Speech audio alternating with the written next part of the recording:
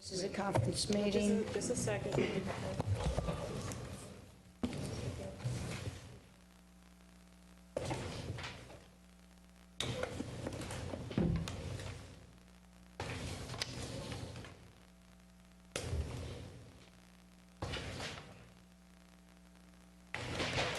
She's ready. This is a conference meeting of the City Council of the City of Orange Township held in the council chambers of City Hall, 29 North Day Street, Orange, New Jersey, Tuesday, April 15, 2014 at 7:15 p.m. Roll call. Councilman Abdul Rashid, Councilman Corbett, Here. Councilwoman Easton, Here. Councilwoman Grant Butler, Present.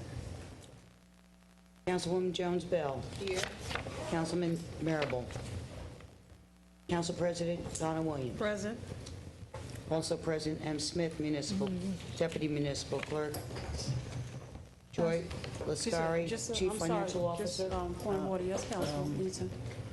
Councilman Williams, point of order. Could you ask Ms. Smith, when you call their name and not here, you need to say they're absent, because the residents will know if they're present and they didn't hear them respond. Certainly. Just say absent. Honorable Dwayne D. Warren. Attorney, is he an attorney here from the law No, office? there's not. Director of Finance Adrian Mack is absent. Chief Financial Joy Lascari is present. Legislative Research Officer Kevin Harris is absent. Also present from the clerk's office is Margaret Homer. Please stand for a moment of silence. Councilwoman Grant Butler. Yes. Thank you, Council President. I just ask that the community continue to uplift and keep in prayer the family, the tragedy that occurred on Berkeley Avenue, and keep the Dewberry and Solar family in their prayers. Thank you.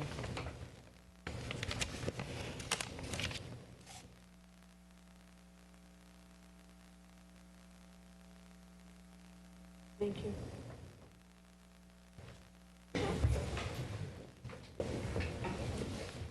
Okay, please be apprised, anyone wishing to discuss agenda or general items shall sign one book. There will be two columns in the book, one for agenda items and one for general issues. Each person signing the book will check agenda items or general issues. If they check only agenda items or general issues, they will be allowed to speak for 5 minutes. If they check general issues and agenda items, they will be allowed to speak for 10 minutes. The requirement of NJSA 10:4-9 et seq., the Sunshine Law has been met. A notice of this meeting was sent to the Star Ledger and published in the record transcript on July 18, 2013, posted on the bulletin board in City Hall, and filed in the office of the municipal clerk.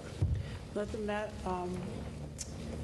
record reflect that Attorney Michael Hackett has joined us at the meeting. Thank you, Mr. Hackett. We're going to move into our matters for discussion. We are pleased to have Mr. Walter Boyette. Mr. Boyette, you can come to the podium.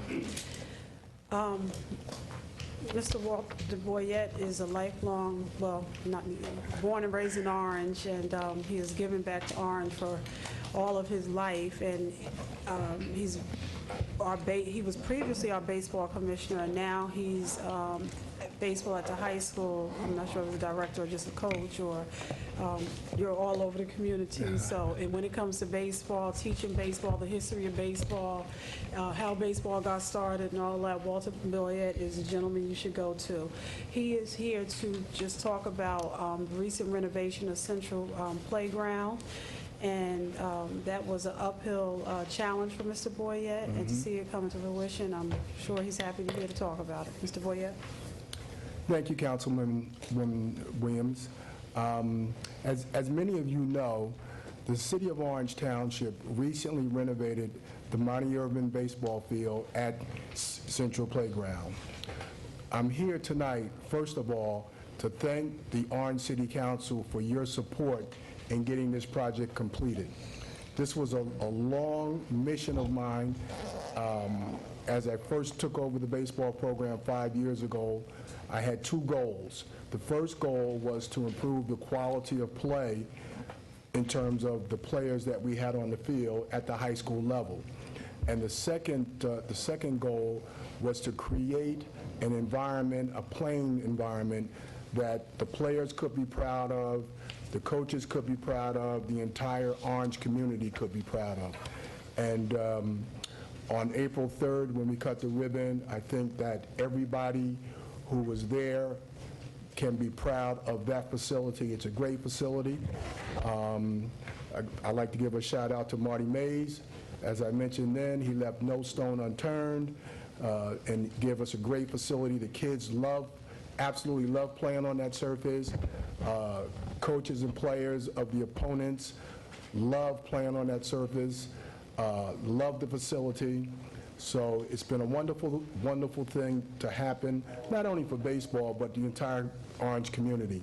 And one of the primary goals that we have is to use that facility to get more Orange youth involved in baseball. It's been an uphill battle to get Orange youth involved in baseball, but I think now with the new facility, more youth will be interested, have approached me, have come up to others who they know are involved in baseball, and so I think as a result of that, baseball in Orange will be on an upswing. So again, I'd like to thank you so much for your support. I came before you about 5 years ago asking for your support in this area, and we were able to get it done. So thank you very, very much. Thank you, Mr. Burke. Before you go, council members, is there any questions? Yes, Council President. Councilman Corbett? First of all, I want to say to Mr. Boyette that I am extremely proud of the field, but even more importantly, I'm proud of you. Your passion that you have for our young kids and where baseball is concerned is absolutely phenomenal. And I wish we had more people who can catch that same fire of passion that you have for the city of Orange. Then we would really see the city be what it's supposed to be. But how do you feel about foul balls on the first base line? As I watched a couple of games, from my vantage point, I think that first base line fence should be as high as the home run fence to prevent some of those balls from coming over the fence and possibly hitting someone in the head or hitting a windshield as it's coming through that street. I don't know if that's something that's doable. Certainly not right now, but somewhere down the road. How do you feel about that? Well, you know, it could be a hazard. I've seen some line drives that went over the fence and kind of hit the bleachers there. So it could be a safety hazard. But, you know, it is what it is. I mean, you know, the fence is what it is. It's better than the fence we had previously, right. So, you know. and to that, I mean, there's no way we would be able to stop every foul ball from Correct. Coming over that fence. But if we can stop some of them, I think that would help. You know, maybe somewhere down the road later on, maybe we can visit that and see what we can do. We don't want to see anyone get hurt. Right. Especially someone that's Absolutely not. Absolutely not. But again, you know, you're going to have issues like that. I mean, you can't regulate everything. Right. You can't regulate everything. I'm sure there are budgets involved in terms of what you could get done and what you couldn't get done. And again, in terms of the facility itself, it's a wonderful facility. State of the art. It's wonderful. And again, the teams that we've played thus far, the players, the coaches, their fans, they comment on it. They can't, I mean, they comment how quickly we got it done. That's the first thing that they comment on. Because the last time they were here was last baseball season, and the field was an absolute disaster. And then when they come in this year and they see the facility, and most of them don't even know. They don't even know that the facility was done until they pull up on the bus. And when they pull up on the bus, it's shocking. That's the correct word, shocking, pleasantly shocking. So, so again, I am so grateful, and I speak for my players, current players, future players, past players, the entire Orange High School baseball program, the entire Orange High School athletic program, you know, is really proud of what was done here. And once again, I say kudos to you. Thank you for so all that much. you do. Councilmembers, any other questions or remarks? I want, Councilwoman Eason? I just have a few Go ahead words. first. Councilwoman Jones? Yeah, I just wanted to say thank you also for your service, because it means so much to these kids. They don't even realize how much they need.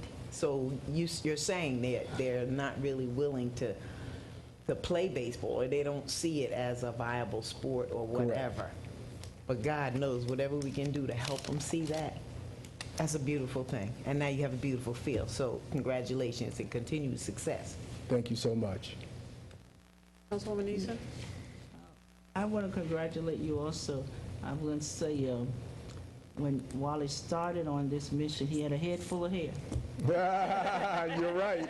You're absolutely right. And when I told our baseball coach in East Orange, I said, I invited him up to see the field. I said, we have something to be proud of. He says, I'm going, but I know Wally is grinning from ear to ear. I said, yeah, because he's been working on this a long time. So I want to say thank you to the team that helped, but we also don't want to forget our dear friend Keith Presley started the process and getting Yes. the Green Yankees some money, so Yes. we want to make sure that we recognize him as part of your vision. You know, he was in the background when it finished, but he was in the forefront when it started. So Wally, good luck. I plan to come out and watch some games. Either every time I come, it rains, so I hope it doesn't rain that day. That's why I stopped going to baseball games. But Yeah. I plan to come out and see you guys in action. So, and anything that we can do to help you get the kids involved by spreading the word in our wards and getting the little kids interested, just let us know.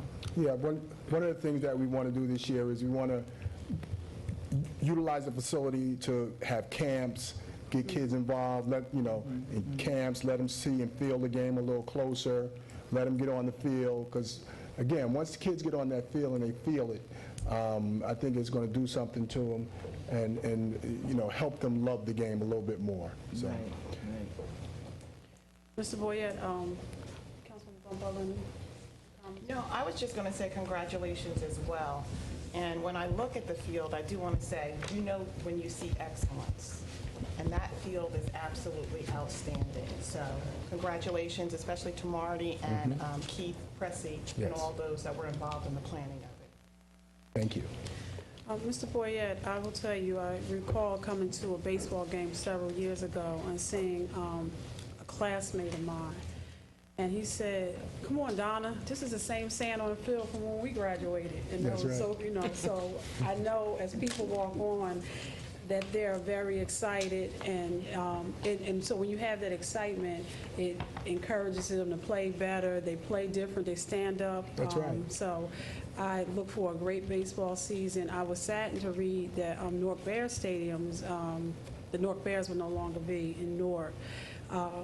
It's something that we have to. Baseball has a tremendous history.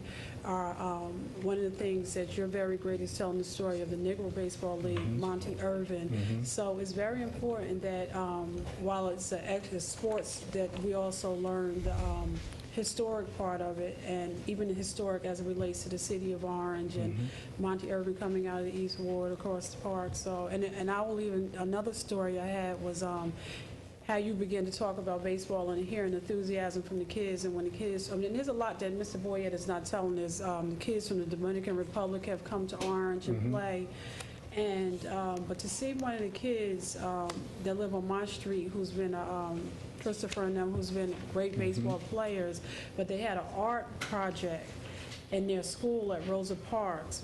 Where's Mr. Holmes at? And I just said, and he actually made probably his size, so I'll say a life-size Yes. thing out of paper mache of, I think it was Monty Irvin, correct. And it was beautiful. Now, it was down in recreation, but that was all inspired by your baseball program.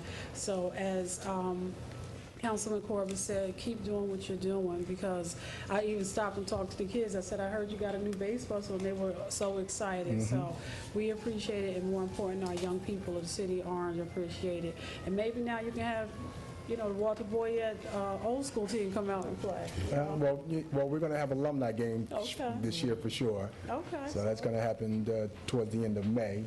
We get a lot of the old timers back, and I'm sure they'll want to play on the field as well. Okay, and before you leave, is there a game coming up between East Orange, that has become an annual game? Yes, this will be either the third or fourth year. I think it's May 9th. It's a Friday. It's the Mayor Trophies game. Yeah, it's the Mayor Trophy game, but they kind of renamed it now. It's the Unity Cup game.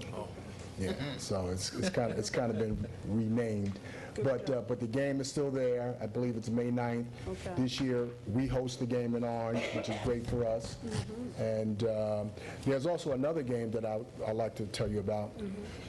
There's a game, I forget the date, we're going to play Patterson Eastside. Okay. And that game is going to be the Monty Irvin Larry Doby game. And for those of you who do not know Larry Doby, Larry Doby was the first black player in the American League. And he played for the Cleveland Indians, and he signed, a lot of people don't know this, he signed, I think it was 30 days after Jackie Robinson. So he's an alumni of Patterson Eastside. Okay. So they have the Larry Doby field there. We have the Monty Irvin field here. So we're starting this annual challenge this year. It'll be played up there this year. It'll be played in Orange next year.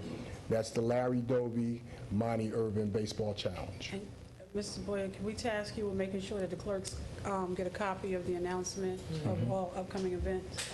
Okay. Certainly will. Okay. Thank you again. I really appreciate everything that you do. Thank you. Thank you.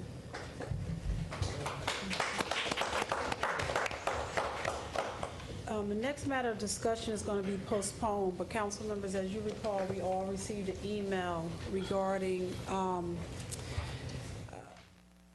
we know that the electric company was deregulated, and there's a lot of smaller utility companies out there, and I know probably all of us have seen them walking in our neighborhood, and if you had the opportunity to open the door, you know, ask who they are, they always identify themselves as public service, when in fact they're not public service.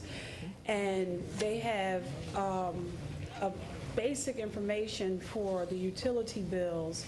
And the CDC in East Orange has gotten a lot of responses, and I'm sure you read the email, but just for the public's knowledge, of particularly seniors who were signed up on these third-party companies without proper authorization, and their bills have skyrocketed tremendously, and most times seniors tend to be on a fixed income. We invited Public Service to come to see what they're doing. Public Service did send out a letter to many people in April, but I think we need to do some more public sessions, use our Channel 35 if that's a possible thing, or flyers, whatever, letting our citizens know that Public Service probably just wouldn't come knocking on your door to change your bill, but to begin to do more infomercials so that we can be more informative and we can stop this abuse of these third-party companies coming in. And I happened to be out on Berkeley and having to talk to a person the other last night, as a matter of fact, and they told me that their bill in February, which is they're normally billed $200 on the worst day. It's on the worst month, I'm sorry, it's about $300. They received a bill for $2,000. So still talking to them. We're going to get them here. And then Director Dow, we're also seeing if they can do some information in terms about just being more proactive as we prepare. One of the things I had a conversation with Curtis Webb, Mr. Mays as well, is that in the spring, we tend to have a whole process and procedure for getting ready to turn our boilers on. And I don't know if we have that same process for turning air conditioners on and electricity, all the things that we're using. So we want to see if they can come and if they have any information they can give out on that as well, okay? And then if you have it, we don't have to wait for them as well. If we can get some more information and just be proactive as the summer months approach us. Moving to resolutions and ordinances. The resolutions and ordinances to be presented at tonight's meeting are listed on the attached regular meeting agenda.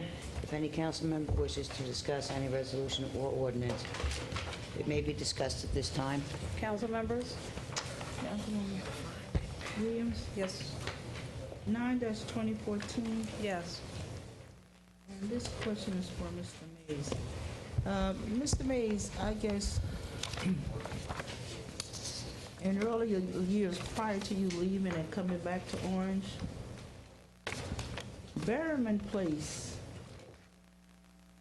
we have been promising to pay for at least 12 years. Do you know where it's the status or where that stands in this if this resolution is passed? What I did was, I went back and I think we had discussed a figure of $1 million for road work. And I did include that into the bond, but I don't think I put Berryman Place. I think I put Burnside Right, in but your you're doing award. the end of Burnside, I mean, from Washington to Burnside Place, right? I think I just put Burnside. So for that's the- gonna for the- include Berryman? I'm not sure, but I didn't include, I just put Burnside down. But I know prior to us approving this, because I'm assuming this money, is it gonna take 8 to 9 months before we see this money? It's actually gonna take at least 90 days from this point just to be, properly executed. So after that 90 days, we probably would be ready, and anything would definitely come back to the council for a vote. What I did was, if you remember, when we first talked about it, I was gonna go back and talk to the fire department and the police department and get their most emergent needs. And that's what I did. So I can speak to what they want right now. And so, Right now, right now, I'm only concerned about, for this part that I'm asking, Burnside has to have something done immediately over in that corner. I did include Burnside, because I know you that included wasn't. that, I mean, but is there any way we can do some patchwork over there, whatever, before it gets hot with all that water sitting over there? I mean, I thought we talked about this last week and We you were did, sending I think I did guys have a out to- guy go, I'm not sure, I think I did talk to somebody. I don't know what he did for sure, I think he might have it rained possibly one of the days, So but can we see if we can do something with the money can we have definitely do immediately? yeah, we can definitely do And that, then but. look at Burnside and see how we can do that. I also. did include I included Burnside in the bond. So, like I said, I can tell you what was claimed to be emergent by police and fire, and then anything after that is not necessarily prioritized. That's really what I'm saying, because I was going through this same thing with Councilwoman Gaunt in terms of how we would be tracking these funds, how we would be tracking the expenditures, what items would we want to try to go out and buy now. So that is a discussion that we are having. Tonight I have a form here that I generated based on the discussions at the Finance Committee meeting that I can hand out for everybody to look at as well. I got 2 copies with me here. So those discussions are underway, how we would prioritize that. And I think that's something that we all kind of would do. But again, I do know exactly what is considered to be emergent by police, fire, and DPW. And those are the first things that I would put in writing, and we would begin to track all the additional expenditures after that. Also, on page 3, where you have parking pay station on Main Street, you're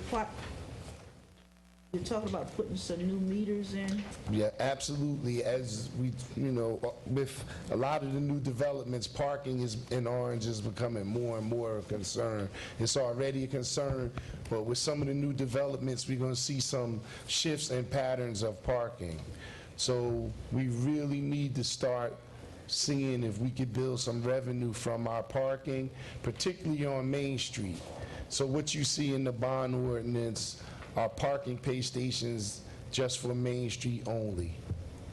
The question I had was, when you talk about new parking pay stations, have you looked at any of these cities that have them already? Do you already have the ones in mind that you think might be effective in Orange? Yes, we do. I can share that with you, and I can only speak to I know that Chris Mobley has been researching this for a while, so we do have an idea. I'd be willing to share that with anybody.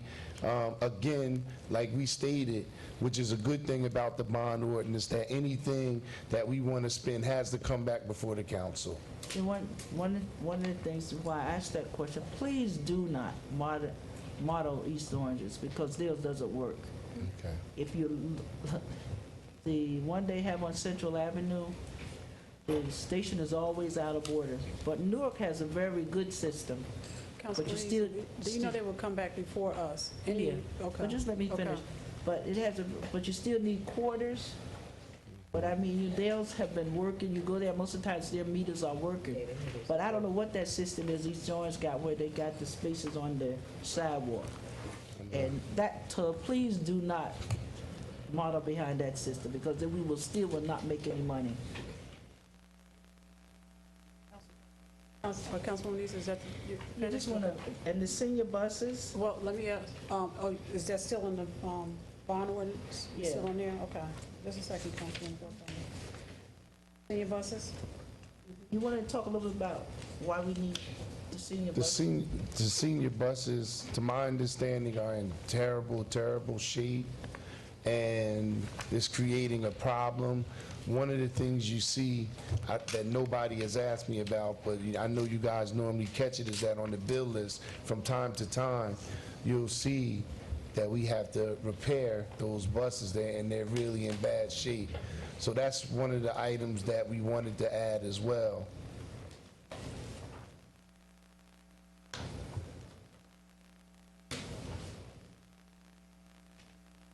Did we ever find, I'll ask that one later. Go ahead.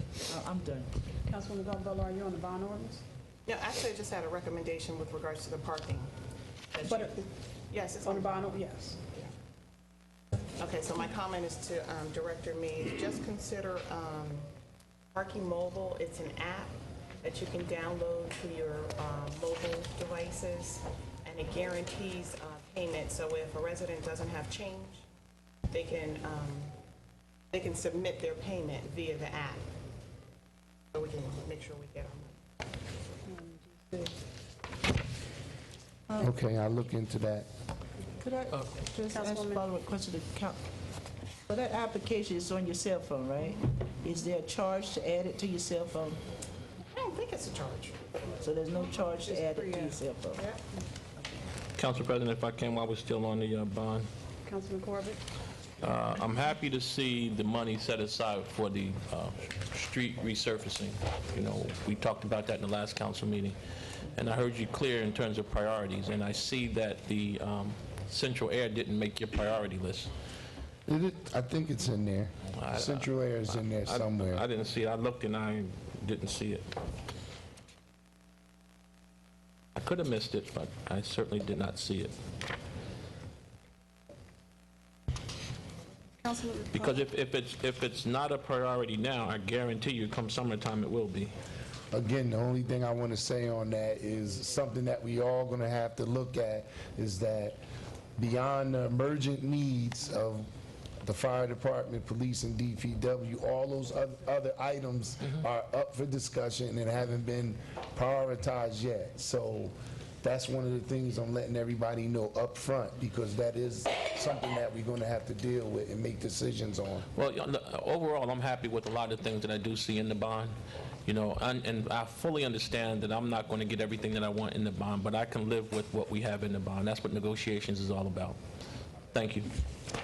Director Mays, while we're on the bond, also, can you just elaborate that the streets may go back and forth based on grants coming in and what you're applying for, CDBG? It's a, Well, essentially, over the next probably month and a half, you're going to see some streets being done in the city, which is long overdue.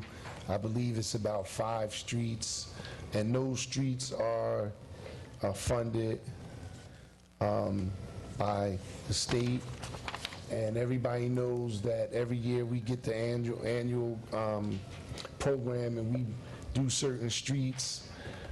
But that's the only way right now that we've been able to do that. We also typically would apply for CDBG, but CDBG monies every year continue to shrink up. So what we have in the bond ordinance, hopefully we'll have the ability to do those streets, but again, we have to decide when. yeah, Council, I just want to take a moment. As you see, Director Dow And Director Sims just left out, and Director Dow, I think he informed Councilwoman Gaunt Butler that they left because they got a call for another, there's a fire. Did he, Councilman Jones Bell, I'm sorry, Councilwoman Jones Bell. Did he say specifically, or Just that there's a fire on Park Avenue. there's a fire on Park Avenue? So, it's been a very challenging time for us, so just think of our first responders and whomever may be affected. I'm sure he'll sorry. update us when Were you finished, Director? I'm sorry. Only thing I want to say, that's a good segue, because we know the things I'm asking for in this bond are things that are for first responders. I know a lot of people don't think of Public Works as first responders, but in many instances, the Public Works person is the first one there on the scene. So again, just briefly, these items in the bond are sorely needed, and I think it's a great step towards satisfying a lot of the residents' concerns when it comes to services. I think there's other things that still will need to be done beyond the equipment, but I think not having the equipment is a major, major organizational problem.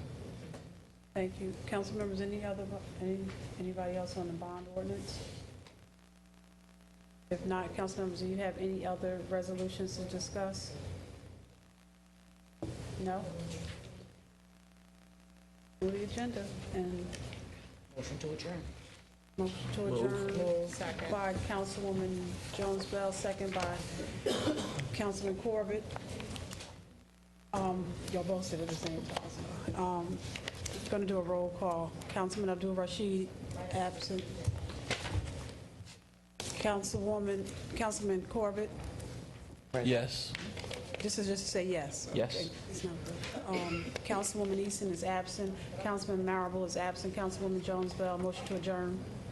Yes. Councilwoman Gaunt Butler? In favor. And I'm in favor as well. We're going to move right into the regular meeting.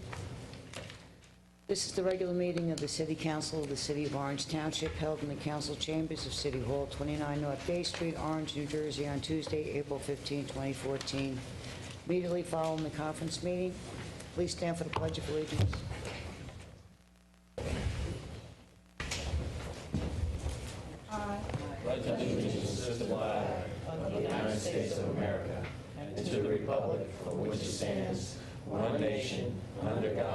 We're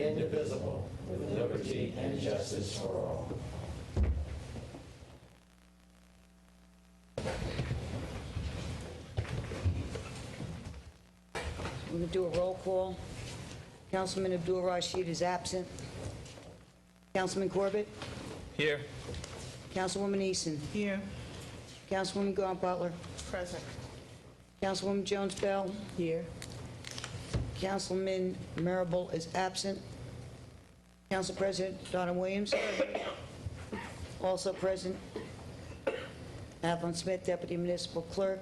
No, I'm sorry. Oh, Madeline Smith. You said Albert. Okay. Sorry. Mayor Warren is absent. The city attorney is being represented by Mr. Hackett. Adrian Mapp, the Director of Finance, is absent. Joy Lascara, Chief Financial Officer, is present.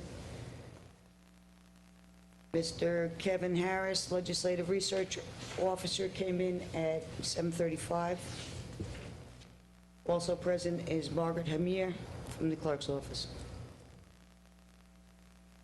The requirements of NJSA 10:4-9 Sunshine Law has been met. A notice of this meeting was sent to the Star Ledger and published in the Record Transcript on July 18, 2013, posted on the bulletin board in City Hall and filed in the office of the Municipal Clerk. For approval of minutes of the previous meetings, we do not have any. For reports, under OPA reports, we have the month of March. We had 34 OPA requests, which we received 133 items which were completed, and 7 items were still pending. For building, plumbing, electrical, elevator, and fire division, the month of January 2014, a total of $19,193. For the month of February 2014, a total of $20,112. For the month of March 2014, a total of $20,859. The clerk's office for the month of March was $242.85. Community services for the month of March 2014, total was $21,673.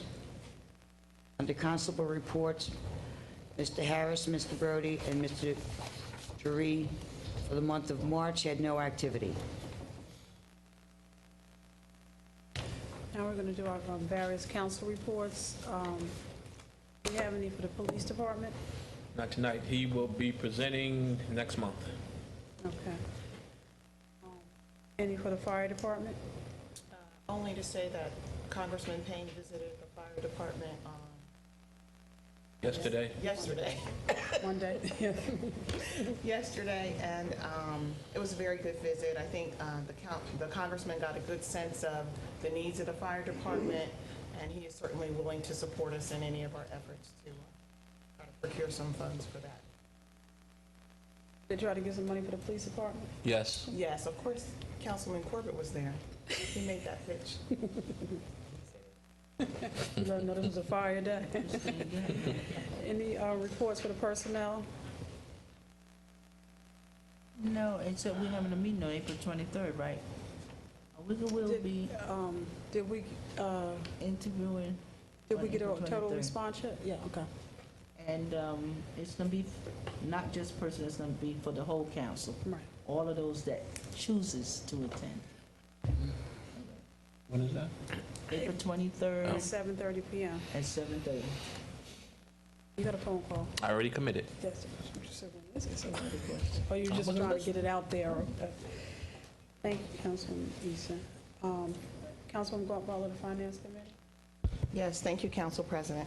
The Finance Committee met yesterday evening. In attendance were myself, Councilmember Linda Jones-Bell, Councilmember Donna K. Williams, Director Marty Mays, the Budget Consultant Dieter Lurch, the Director of Finance Adrian Mapp, City Attorney Jeanette Arnold, Francis McInerney, and a colleague from the Auditor's Office, Citizens Budget Advisory Committee member Bruce Meyer, Larissa Bradshaw, and Madeline Smith from the City Clerk's Office. Also in attendance was Tax Collector Carl Smith and Planning Board member Dwight Holmes.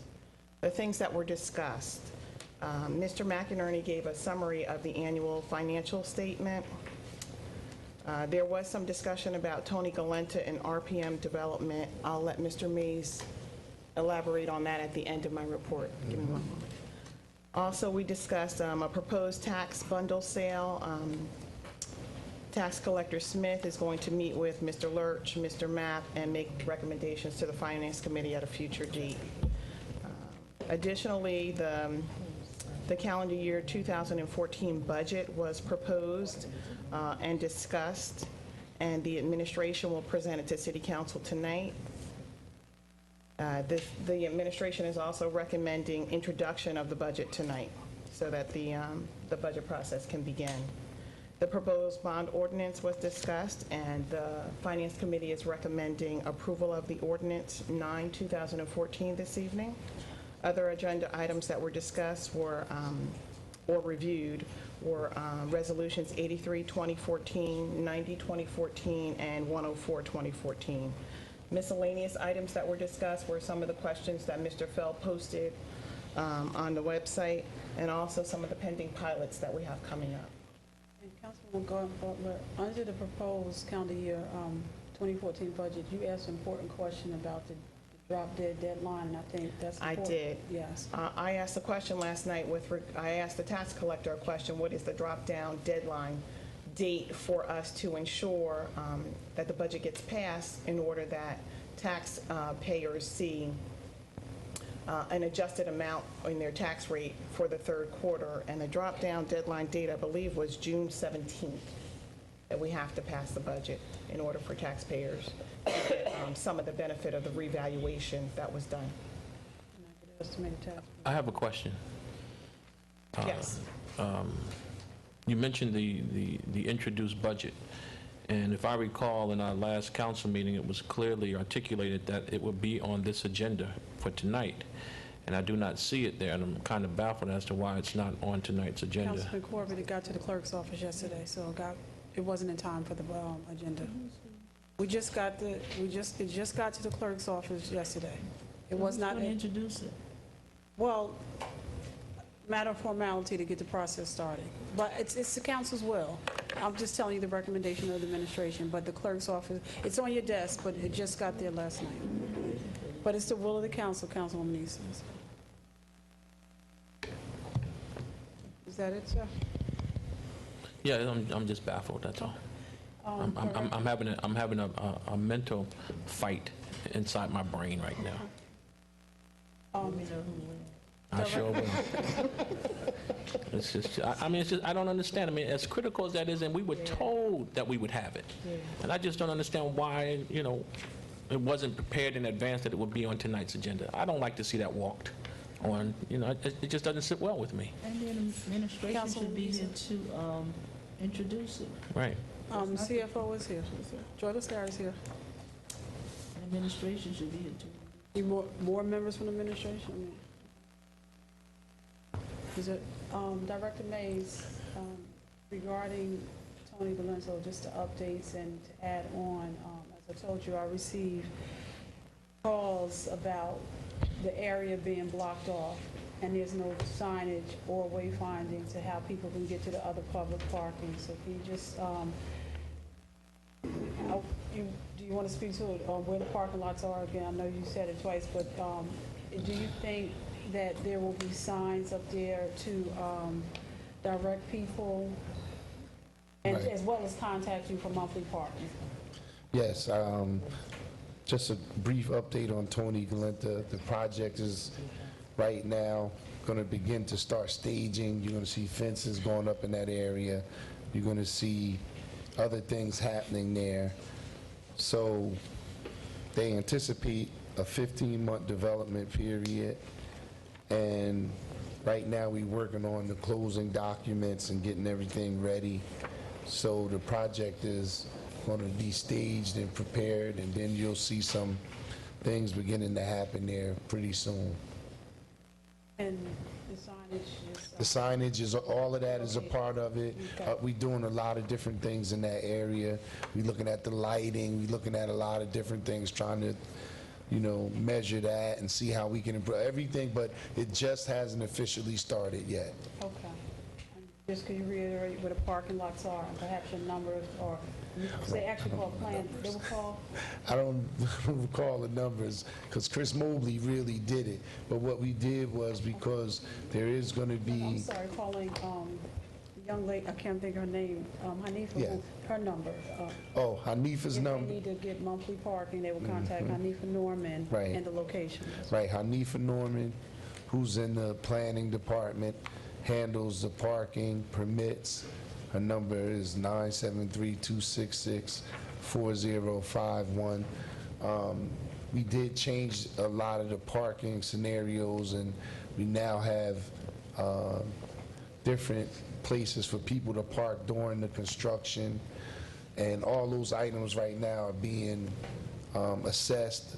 Again, we're waiting for the project to go full speed.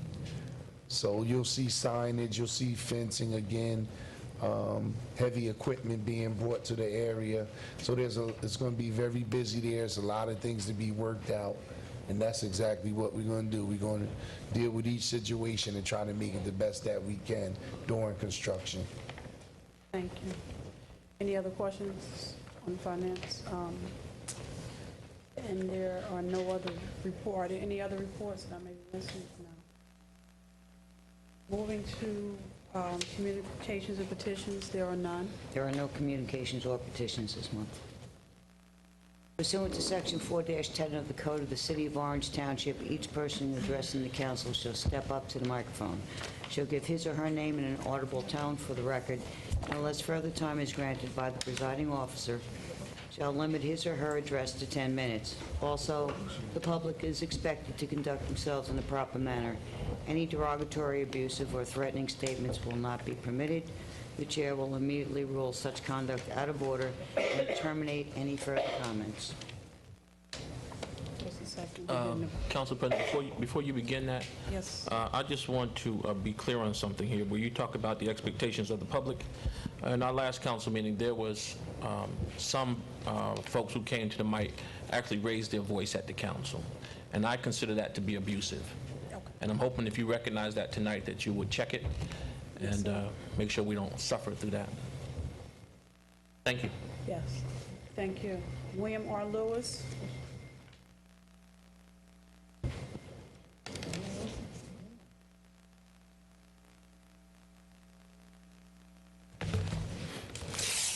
Thank you, Council President, members of the Orange City Council.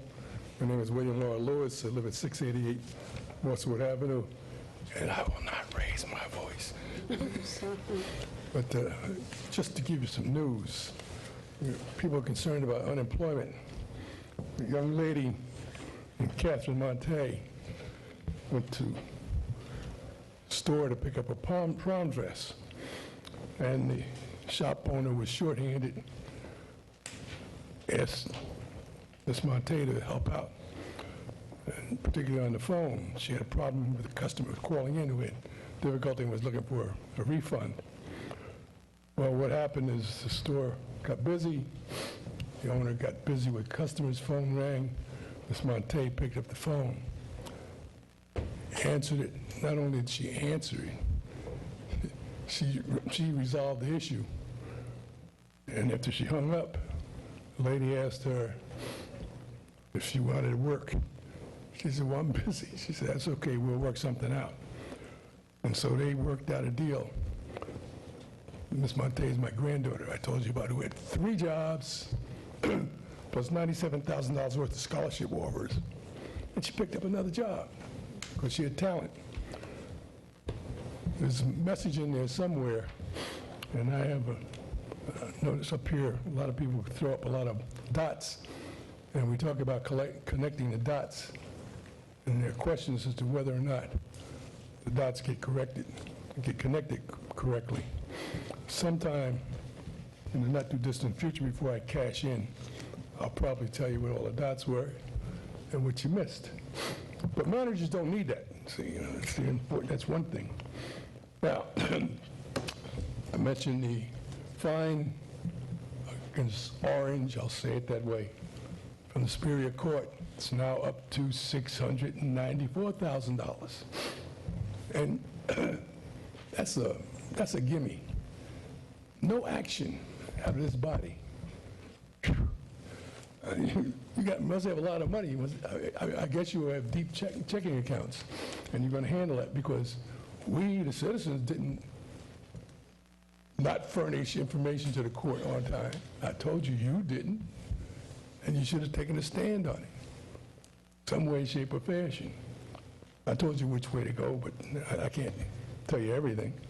But I can only make a recommendation. But see, I graduated from manager's school, and I'm a professional manager, so it's not surprising people don't know what's going on. Ordinance number 9. It's not specific to ordinance number 9, but to all other bond ordinances that you have. I asked last time, what is the bonded indebtedness? Does anyone in this council know what the bonded indebtedness is for this town and where you stand with respect to ordinance 9? Resolution 82 and Resolution 2095 deal with tax-exempt properties. Question that I asked, the question you should be asking, I'm just giving you some fodder here. If it was tax-exempt property, and why was a bill I'm forward sorry, and paid? Mr. Lewis, you said 82, and what was the second one? 95. Okay, thank you. Sorry about that. Resolution 99 and Resolution 100, I tip my hat to you for saluting people of Orange who've contributed to the city. Reverend Vanderhoof has been of great value to the city in more ways than one. And Mr. Lou Hassel, again, Mr. Planning, Mr. Planning Board of Orange across the state of New Jersey. and a friend of mine. Question I asked, though, is why wasn't Reverend Vanderhuse's resolution sponsored by the outgoing South Ward councilman? And why didn't the West Ward councilman sponsor the resolution honoring Mr. Hassel?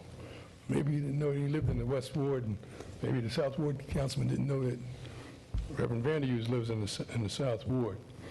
But it looks very suspicious, and particularly since Elaine Jones died, South Ward, nothing. Mrs. Davis from Principal died, nothing. Lives in the South Ward. Presley Wood, outstanding teacher, worked at the Valley Settlement House in the evenings, had a creative writing program there, which was noted all over the Tri-County area. President of the Alumni Association of Arts High School, died. No recognition from this council. Elmer Henry and his wife both died. No recognition from this council. Reverend Elmer Henry was first black police lieutenant in Orange, very active in town. His wife's very active in the Scouts and God knows what else, politics. She was district leader at one time, and secretary to the superintendent of schools. And again, no recognition, but that's okay because the man upstairs recognized him. But it would help if you tag along. Thank you very much. Mr. Lewis, because you sound you got a cold, but if you want to sit down, or if you want, I want to say a couple of things. Thank you for bringing the various people to bringing it up tonight, and we can respond and we can do something. I think this council has been very, very good in acknowledging, but sometimes you are the eyes and ears, as well as we are, for the city. Please, by all means, feel free to call the clerk's office, and once you give us information, we can do the legwork, and I'm sure the people on the council will not mind doing the legwork. But thank you for bringing this to our attention, and also I owe you a question, a response regarding Rutgers training for the elected officials certification course. Probably in 2010, that course was, Rutgers stopped offering the course because of lack of participation, and it's not a mandatory course. They are trying to get it up and running. I have spoke to the director, and she would like council members to call to see how it can be more efficient and how it can be more successful than it has been in the past. And one of the directors' name is Alan Zalkine, and I spoke to him as well. So they're trying to see how they can do it and attract more elected officials as well. Like you said, there also is a League of Municipalities, but that specific certification course is now, if you go to the website, you will show that it's kind of not highlighted because they're not offering, but they are looking to redo it. And they offer courses, like there was a financial course probably in 2012 that was related. So they're doing some of the courses that were in the certification based on the response that they're getting from newly elected officials coming in. And the one course that they do continue to do is an orientation program that is offered in January and in November. And the final question is, Mr. Smith, response. Mr. Smith, can you come to the mic? While he's coming, Councilwoman, can I just respond to You one sure thing? can? To Mr. Lewis about Mr. Hassel. Mr. Lewis, yeah, I don't think it really matters who sponsors the resolution. I sponsored Mr. Hassel because I worked with him on the planning board for many years, and I got to know him intimately. So I felt it only fitting that some council members might not have known him as well and his contributions. So that's why you see him from time to time. It doesn't matter what ward or what ward they're in. If we feel it fitting to memorialize them, I think it can come from anybody. It could have come from you. You could have sponsored it. But I'm saying, so it doesn't matter about South Ward, West Ward. We're all one city, the city of Orange. So it doesn't matter. You know, I knew Mr. Hassel very well. Worked with him many a nights. So that's why that's sponsored by me. I understand that, but be careful what you ask for. But the thing is, I didn't need anyone to tell me when I was on the council that someone had died who was a note and had done something worthy for the city. I didn't need that. I might get a call, but I didn't need it. And that's what we said. And the other part, why, I'm an old military man. I don't like excuses. And I think Okay, the League of Municipalities has courses too Right. that are available on a mini scale, same as the Rutgers courses. So it's, whatever is out there, you take advantage of it. And I think one of the problems might be on the leagues, on the Rutgers side, is with so many people staying on and getting reelected, the number of candidates probably dwindles, so you may need to put together a pool of people to set up a course. They need to solicit and get some candidates to come into those programs. But there are plenty of other places they can go. And certainly reading and looking at Robert's rules will help out. Just a second, this is responding, and you can have a seat while Mr. Smith responds to 82 and 95. Sure. Looking at number 82, the resolution, well, first of all, good evening, Council. Good evening. Good evening. Well, Just the summary of what is the purpose and why are these resolutions being put forth. sure, from time to time, we have overpayments, overpayment for taxes that people pay. And I do my due diligence to investigate by refunding money back to them. Overpayments are a liability to the municipality. And I do my best part to try to liquidate these liabilities. So based upon my research, I found that the Housing Authority and the Orange Development Corporation were both entitled to these refunds based upon my analysis, based upon the data that I received in my records. Thank you. Councilwoman. Are either one of those tax exempt property? Yes, yes, Councilwoman. These are all taxes and properties for the Orange Housing Authority and the Orange Housing Development Corporation. And These were former Councilman Lewis's question was, why did we tax them in the first place if they were taxed? well, this is a process in which the overpayments occurred right before the property was deeded to them. So I made every attempt to refund the money back to the prior owner.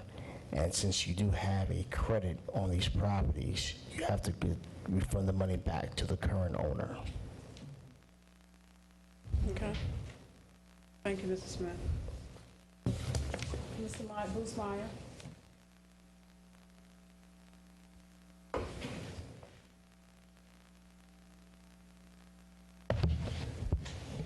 Good evening, City Council. Bruce Meyer, Berkeley Avenue. Address is on file. When I come to the podium to make comments, normally I've planned to make specific comments. And as I said last time I was here, I always end up going in a different direction just from listening to what's going on here today. The comments about the ongoing comments about the bond issue, every department has tools that they need to accomplish their job. Public Works has equipment they need to do to work with and supply citizens with the services they need. The police department has tools they need, the fire department, so forth and so on. There are tools that the city as a whole needs, that the citizens need, that taxpayers need in order to fulfill their responsibilities, in order to, this is another service, and that's knowledge of what is going on in the city. If you don't have transparency, if you don't have a free flow of knowledge, you have no democracy, you have no government. You have, well, I don't know what you have, but it's not something that should be in the United States. Now, we have a problem with the free flow of information. I was looking forward to seeing the bill list this evening because I had a few questions that I wanted to follow up on. The bill list wasn't posted on the city website until just a couple hours ago. The agenda was not posted until late this afternoon. Now, I understand there's problems getting information out. The clerk's office is tearing their hair out on Fridays, trying to get, they have deadlines. They need to get that information in. Various departments, have their responsibility to get things in. But above and beyond that, I know for a fact that the clerk's office has worked very hard to assemble the minutes for these city council meetings. Why are they not posted? You have to beg somebody making $74,000 a year to post information that should be on there automatically. You have to beg somebody making $74,000 a year to put videos on the city website. Those are all pulled off this administration. Citizens have to do their own taping, have to do their own posting of information. This is just passing information from citizen to try and figure out what is going on in the city.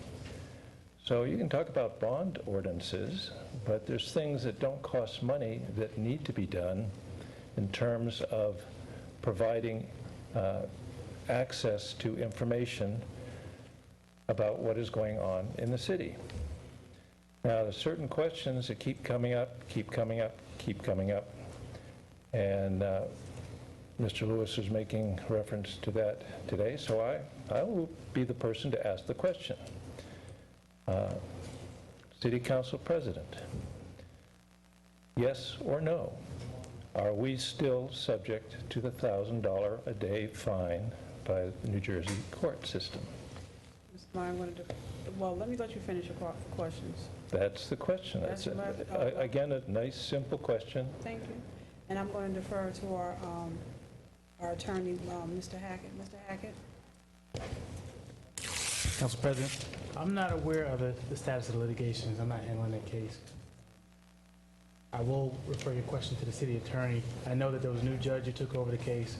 Certain rulings were vacated, and I'm not sure whether that's one of them. I believe most of the first judge's rulings were vacated, and that probably was one of the ones that were vacated. It was not. Yeah, let me, Attorney Hackett, and as Mr. Hackett stated, it's not his case. The question.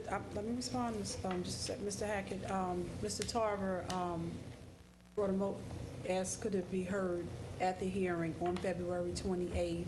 The judge stated it wasn't before him, and they would have to come back, and he was not prepared to make a ruling on it. However, there has been no money collected or requested on either side, so it's accumulating, but there has been no or I'm aware of the fact that there was no money collected. The current judge has not requested that the city put forth any money either, so I'm aware of that also. So for the folks at home, the answer is we don't know. Now, next question is through the city. Mr. Meyer, we're going to be clear.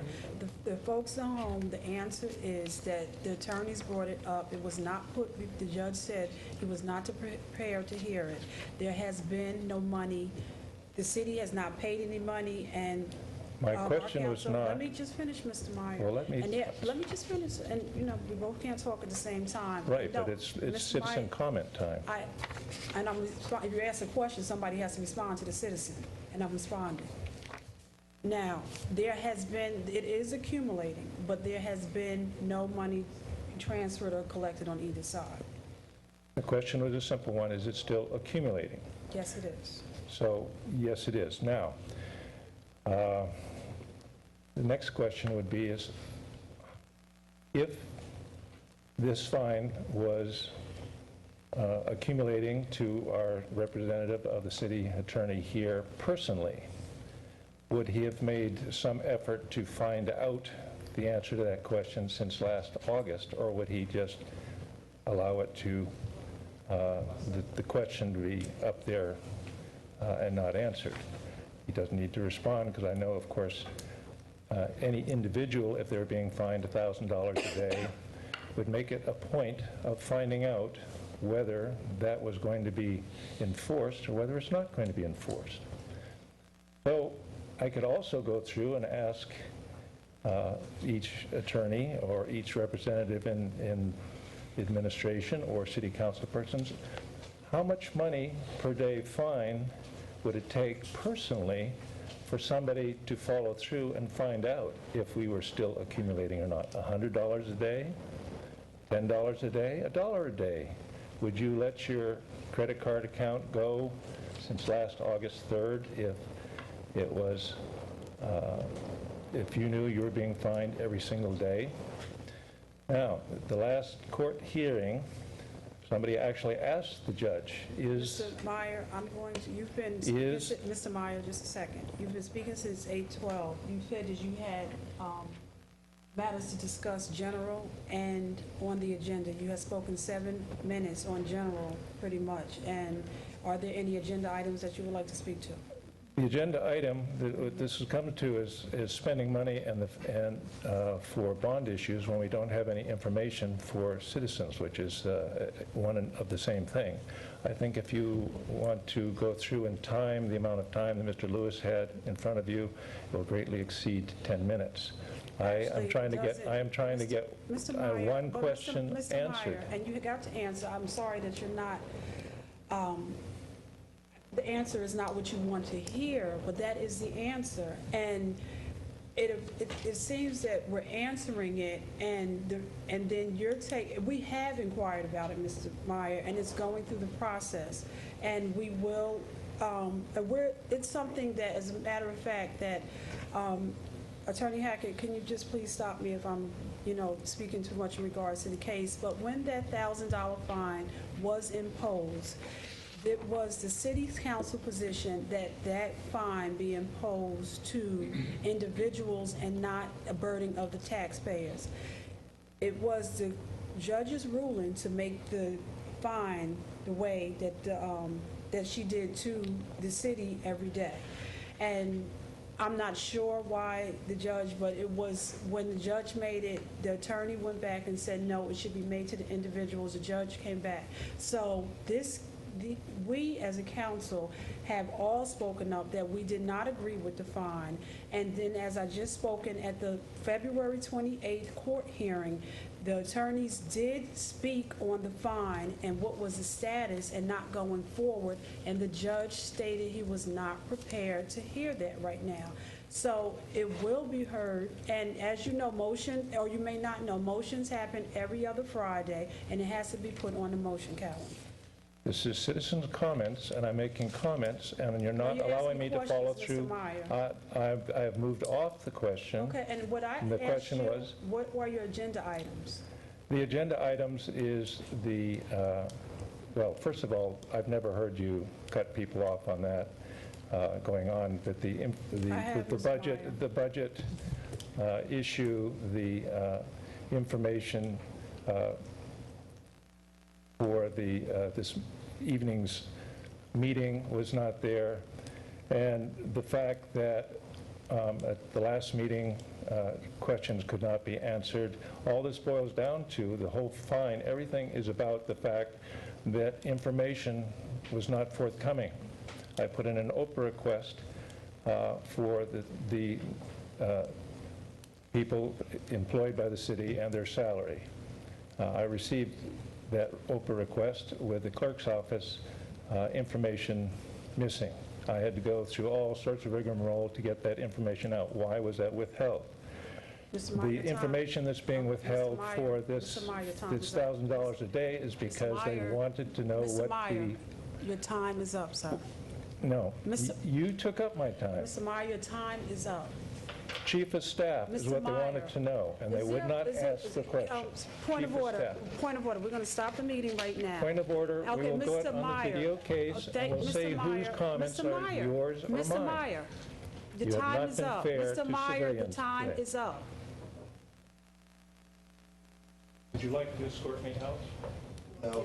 If you do, No. no, if you do, Mr. Myers, she's not going to escort you. Haven Gordon?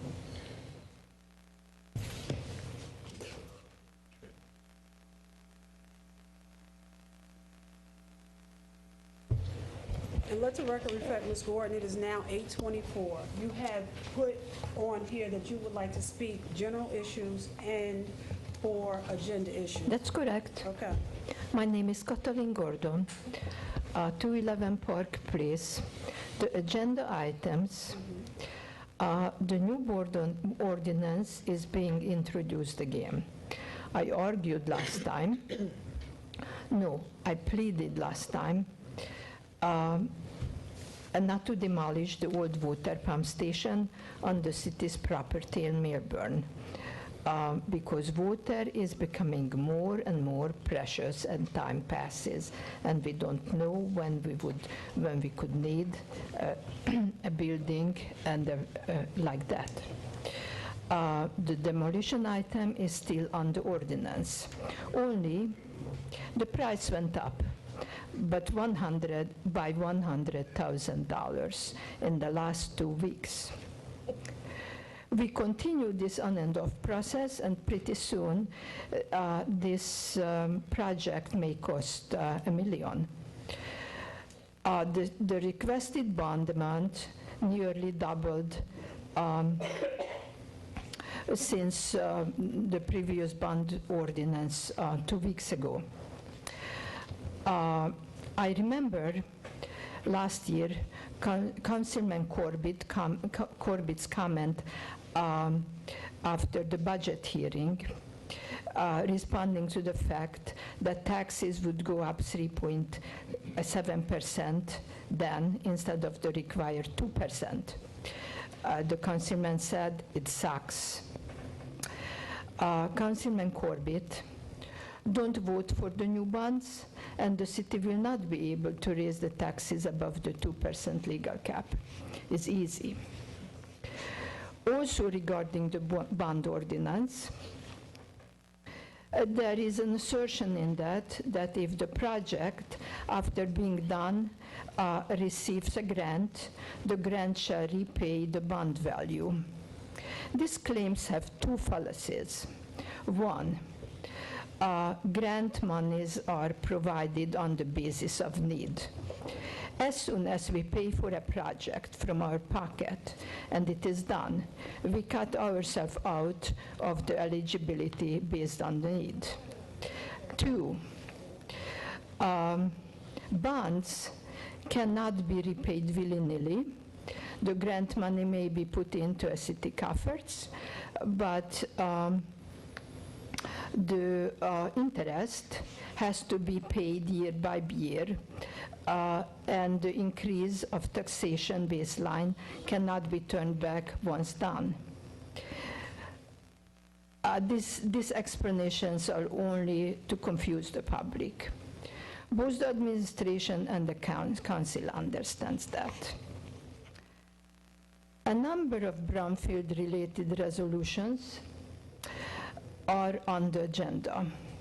It seems like Brilliant Environment, our current licensed state remediation professional, is leaving us. What happened there? Any major disagreements, unpleasant discoveries?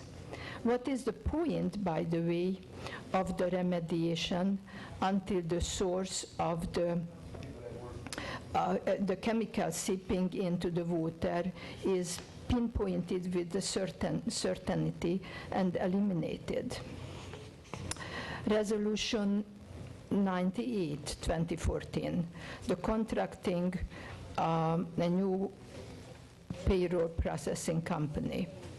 I asked the question at the last meeting if Edmund system can be expanded to do payroll processing in-house. Do you remember? Mr. Mapp was fast to advise us that the Edmund system has no such option. I want to know if any council member has looked into that question and found out that Mr. Mapp did not tell as it is. It is your responsibility to spend the city money wisely and compare the feasibility of alternative options. I will be interested to know what you have come up with. If you have not looked yet into it, you should send this resolution back for a feasibility comparison.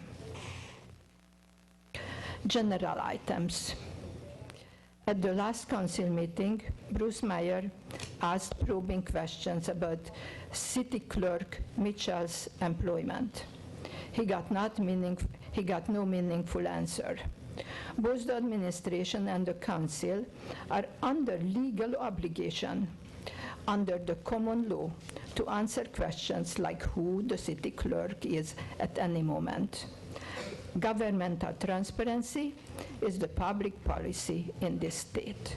Mr. Feld is not the only litigation-minded stakeholder in this town.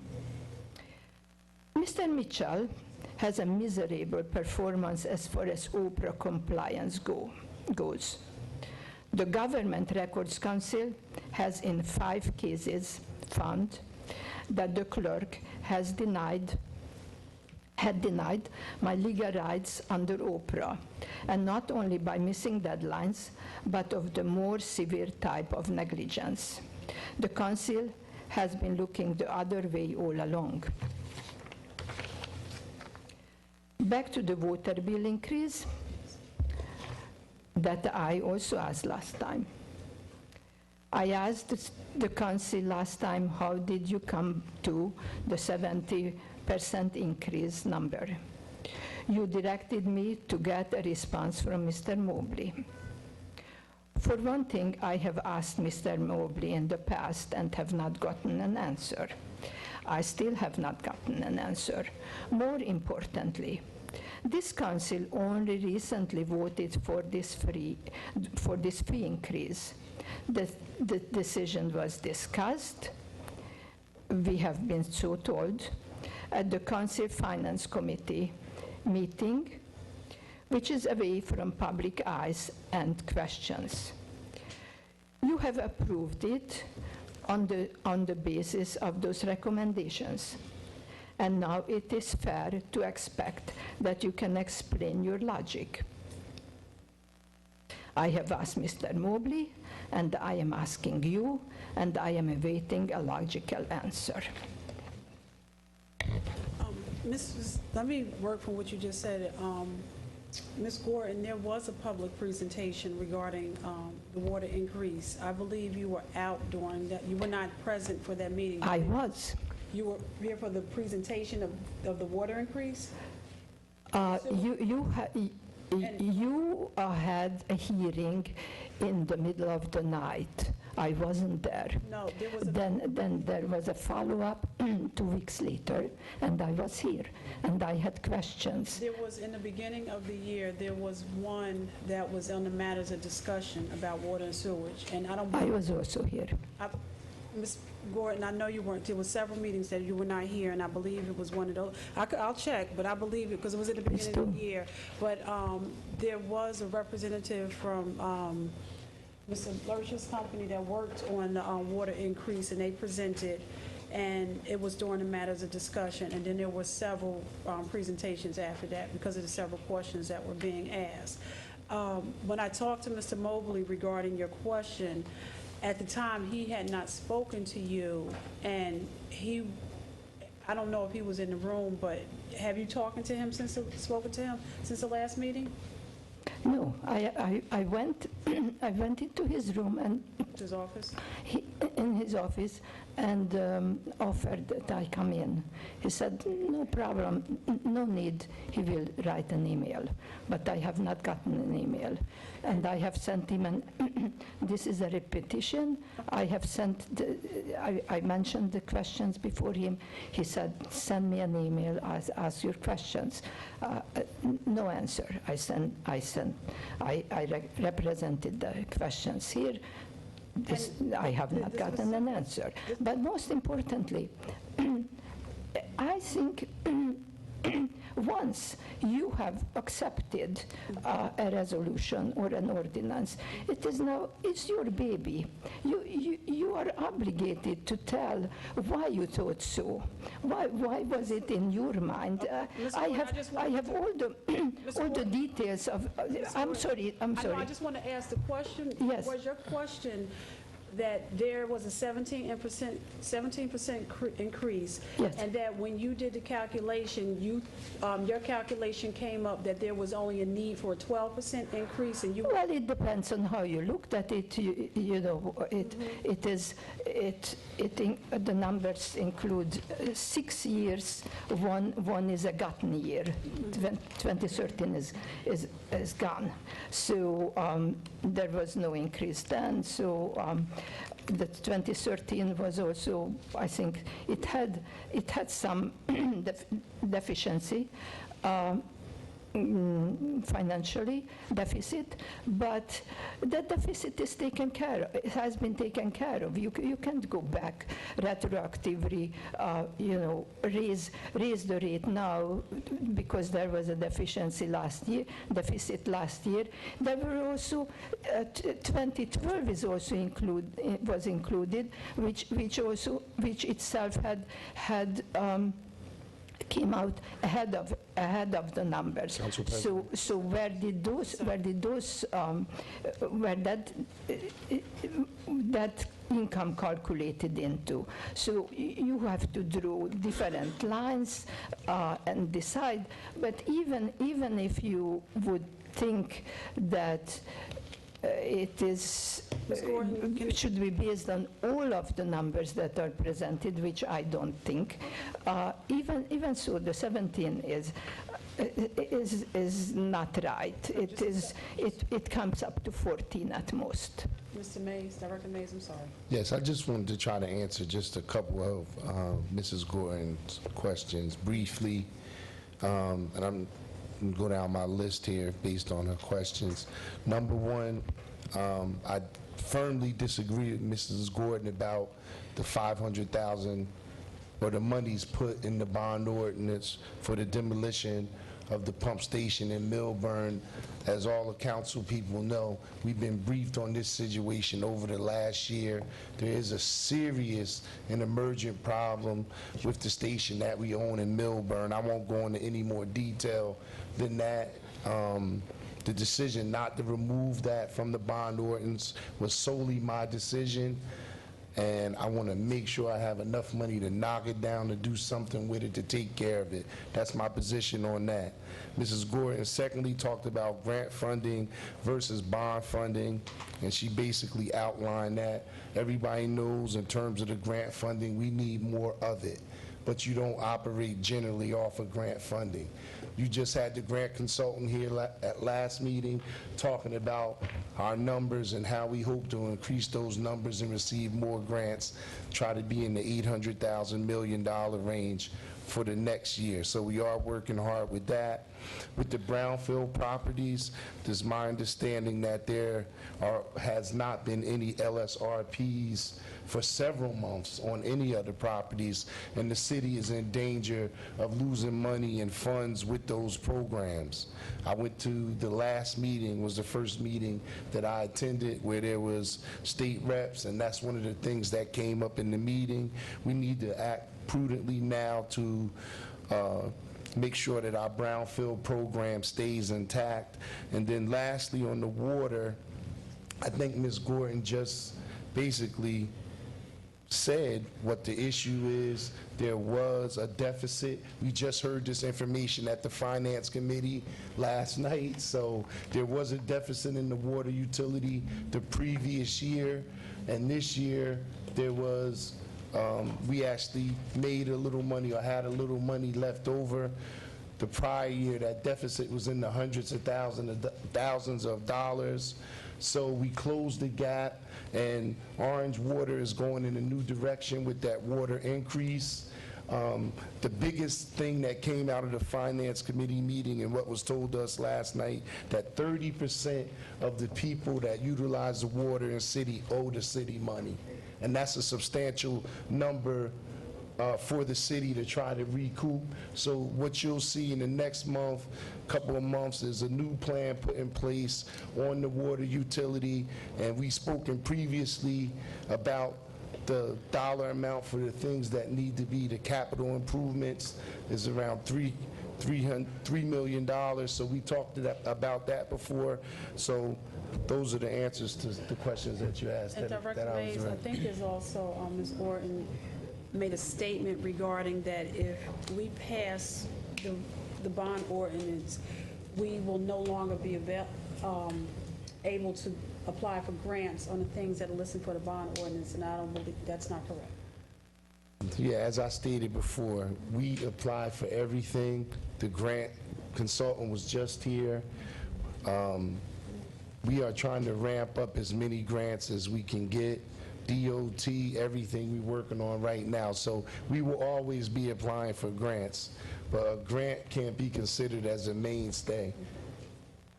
I don't think this was an answer. I mean, my point was, I actually came up 3 minutes, 4 minutes ahead of my time. The rest was answers. Ms. Gordon, let me speak. Mr. Mays did not start responding to your question until your time is up. You got up, as I repeat, Mrs. Gordon, you got up at 8:24. It is actually 8:39 right now. So your time is up.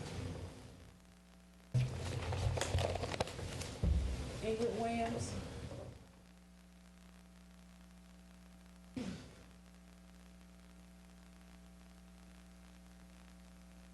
In keeping with the protocol tonight, Ms. Williams, the time, as I just stated, is 8:39 p.m. And you signed up for 5 minutes on general and agenda items. Right. So Ingrid and Williams, 765 Valley Street, Orange, New Jersey. What I wanted to ask, which was kind of addressed a little bit, but I wanted to ask in a little bit more detail. We did have a representative that was present at the Finance Committee meeting, and one of the issues was the checks and balances once the bond comes into play and how we're going to track the money. So I wanted to I'm going to send out a communication, if you guys need help with that, to see who on the bond budget committee, or Citizens Budget Advisory Committee, actually has a skill set in that, and maybe we could work together to create, or I know Marty has said that he's already created a forum, but maybe we can continue to work together if you need the help. We are here as a Citizens Budget Advisory Committee, so please utilize the skills that are there, the free skills that are there on that committee. I also too wanted to just quickly touch on the minutes that are supposed to be posted on the website. And I noticed that from around the beginning of November until about January, the beginning of January, there isn't. And I know that I've contacted the clerk's office, and they have told me that there has been several requests sent to the administration to get them posted, and they're not posted. I know that they're done and waiting to be posted. So I'm asking if you need Library Girl to help you get the minutes posted. You know, I will come to this podium every meeting. I will call every day. You tell me who the employee is. I will call and ask if he posts the minutes that day, because it's historical data that every citizen should have access to. You know, there's information that is in the library that every resident should have access to. There's information that's supposed to be posted on websites that every citizen should have access to. So, who do I need to call, and do you need my help? Oh, we will. I'm going to tell you at the end of your question. Okay. I also just wanted to, just for general information, For the citizens that might be experiencing financial hardship and have graduating seniors, especially the females, or going to 8th grade socials or what have you, there's an organization called Catherine's Closet that works out of Newark where they can get $10 formal dresses. I don't know if you're aware of it. But the next pickup is May 10th, and it's from 8:30 a.m. to 12 noon. And they can pick up at 550 Broad Street in Newark, and all dresses are $10. I also had a quick question. I don't know if I missed it somewhere, I know, but the structure that's going to go up, is it going to be called Tony Galinto? Okay. I really would like to see it something that all residents of Orange could be encompassed in. You know, my going thing is Orange Transit Village. Just because it's here in the city, there's so many different ethnicities that represent the city of Orange, and I would love to see everyone just be able to say Orange Transit Village, because that's where we all live now, that's where we all call home, and that's where we all have to blend. So I would love to see something that is just representative in the middle of town of just the city of Orange. So whenever you guys, when does that come up? Like, when do we get to vote on the name? As soon as you get to the end, I will let you. Okay. Okay, I'll let you know. I have it written down. Okay. Let me see. I think that was it. That was all my questions. Ms. Williams, regarding the Tony Galinto, it's kind of the area where it is. There will be a forum to discuss, and RPM will probably host them all over town to discuss the naming, and citizens can have input. And there was input even on the actual project that is being laid in terms of the open space and all that. So in that format, they will do the same thing. They'll do, I think they did it in two different locations, so it'll be the same thing. The minutes going up. The clerk has sent, Deputy Clerk Madeline Smith has sent emails to the administration, to the mayor. I have spoken to the mayor. Larissa Bradshaw also, she works on the minutes, and she sends an email out every week saying this needs to be posted. Mrs. O'Meara works on the agenda, and she does so in a timely fashion, that the agenda needs to be put on the website as well. There is a lack of response from the administration, and I would say to you and to anybody in the audience who the concern is such as the council members are here, Maria's number is 973-266-4005, and you can speak to him about this not being a process going on. But as everything that needs to be done from the clerk's side is being done, it's the administration that is in charge of the website, and it's not being put up from there. Okay. The requests are properly made in a timely fashion. Okay. I'm going to ask every single time until they get up. That's just what I do. Director Mays, anything regarding the forms, was that sufficient? Yeah, I mean, I just repeat, you absolutely right, there is going to be some type of naming process. I'm not sure how it's going to play out yet, but we'll make sure that we get all that information out when it's available to us. Okay, and is it something that the council, do you get final say over what the naming is, or just whatever comes out of these meetings, RPM just goes with? No, Okay. council. Okay, great. What about the form? Is it something that you would like the CBAC to work on, Marty, with you? I don't have a problem with that. I just, And actually, you should respond, Councilwoman Gordon Butler, let me let you respond about the checks and balances. This is kind of your question. You don't want to respond? No, I'm good. Okay, but the bond will be passed, and there's a process. This is the first reading. After the first reading, it has to go to the local finance board. It has to be put on the agenda in Trenton for the local finance board. Once approved at the local finance board, we can have the public forum a second reading. And it's all the timing of when their next meeting is, if we're in time for the agenda. And once it's, when and if it passes the second reading, then there's a 20-day period. And then, so you're talking 90 days or some based on the local finance meeting. And then they go out to bid, and we had a long discussion about the fire department. Should we do an emergency, but specific fire trucks have to be built to spec. So it takes anywhere from minimum 9 months? 1 year. Yes, 9 months to 1 year. So once they get everything, then they have to come back to the council with the contract, and they have to be vote on the specific contract and the bids and all of that. So they have to come back. So it can be tracked. But also in the Citizens Budget Advisory, guys, we're always looking for citizen input, by all means, but that's pretty much the process in a nutshell. So it doesn't happen that if it passes on that second reading, they can go out and spend the money the next day. Okay. Well, there should be something in place now for whenever you actually get the funds. So if we do it now, then we could just hit the ground running when No, we... you can't, it has to come back this is like an allocation, now you have to come back to approval to spend. Okay. Okay. My next question is the budget, because I know last time Mr. Mapp came up and said that there was something to introduce, but, you know, we have the still haven't budget. received anything, the budget committee. We have the budget tonight for the Citizen Budget Advisory Committee. Are the binders made for them as well? Mr. Scary? We just need one. We could have one for right now. Okay, but okay, all right, so. I gave it to the clerk, discretion to make copies. Okay. There we go. Okay, So, great. okay, Yes, thank you. thank you. Murphy Wilson?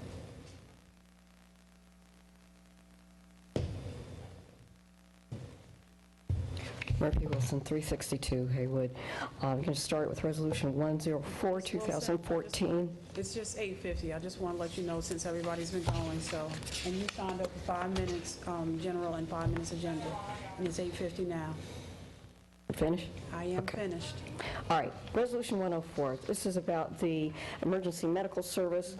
My concern is that we had emergency medical services from the Essex area in the past, and there was a lot of complaints about them not getting here on time and being lax, so I'm concerned that we're considering one from Monmouth Ocean hospital service that seems even further away, so I have reservations about that. Moving along to Resolution 94, 2014, this is the bill list for $6,766,815. You're still spending at a rate of over $6 million a month. At that rate, you would have a $72 million budget. Typically, we have not gone over $58 million. If we don't rein in this spending, there's really going to be hell to pay later on. That brings me to the general issue of the budget. Yes, you're introducing it tonight, but this has to be, we have to go through this budget. We have to have these budget hearings. We have to find out what the projected tax increase is going to be, what the projected levy is going to be, and all of that needs to be done before Ordinance 9-2014, the bond ordinance, because you need to know the impact on the taxpayers before even considering any more debt for the taxpayers, because debt service is outside the cap. And so this is the easy way to get a little slush fund and increase things, and taxpayers are just not going to have it. You don't have the budget yet. There's no race for this, okay? Yes, we need equipment. Yes, we need improvements, but if, as was stated, that we have to have this done by June, okay, we're only talking a matter of weeks now. We need to have our budget. We need to know what our impact to the taxpayer is going to be before we consider any more debt. And there is nothing wrong with going after grants and finding out how much you can get and then going after debt. I'm also against trying to acquire all kinds of equipment all at the same time, because it puts you right back in the same situation that we have right now. At some point in the future, if we buy everything right now, it's all going to break down again at the same time. If this is staged bit by bit, 2-3 years at a time, then you have a rolling situation, and you don't have all your equipment falling apart all at the same time. Thirdly, we have not seen the capital improvement plans, and it would be appropriate for that to come up in the budget hearings for each department. The last time I saw anything like that was back when Arlene Kemp was here, and she put forward a capital improvement plan for DPW. That should be rolled in to this bond ordinance to specify, okay, we need equipment. Which ones? Specifically, which kinds of trucks, which kinds of cars, which kinds of sweepers? What specifically do you want? How much does each one of those items cost? anything that I have seen has lumped a whole bunch of stuff together as in a wastebasket, and you've even got computer servers and so forth in there lumped in with HVAC or with trucks. The lifespan on this stuff is completely different. There's no way a computer server is going to have a life of 5, 7, 10 years. It just doesn't. It's not going to have the same kind of lifespan as a motor vehicle. And so there's no reason for us to be paying for it years and years on end after it's already died, become obsolete. So this council really needs to reconsider this.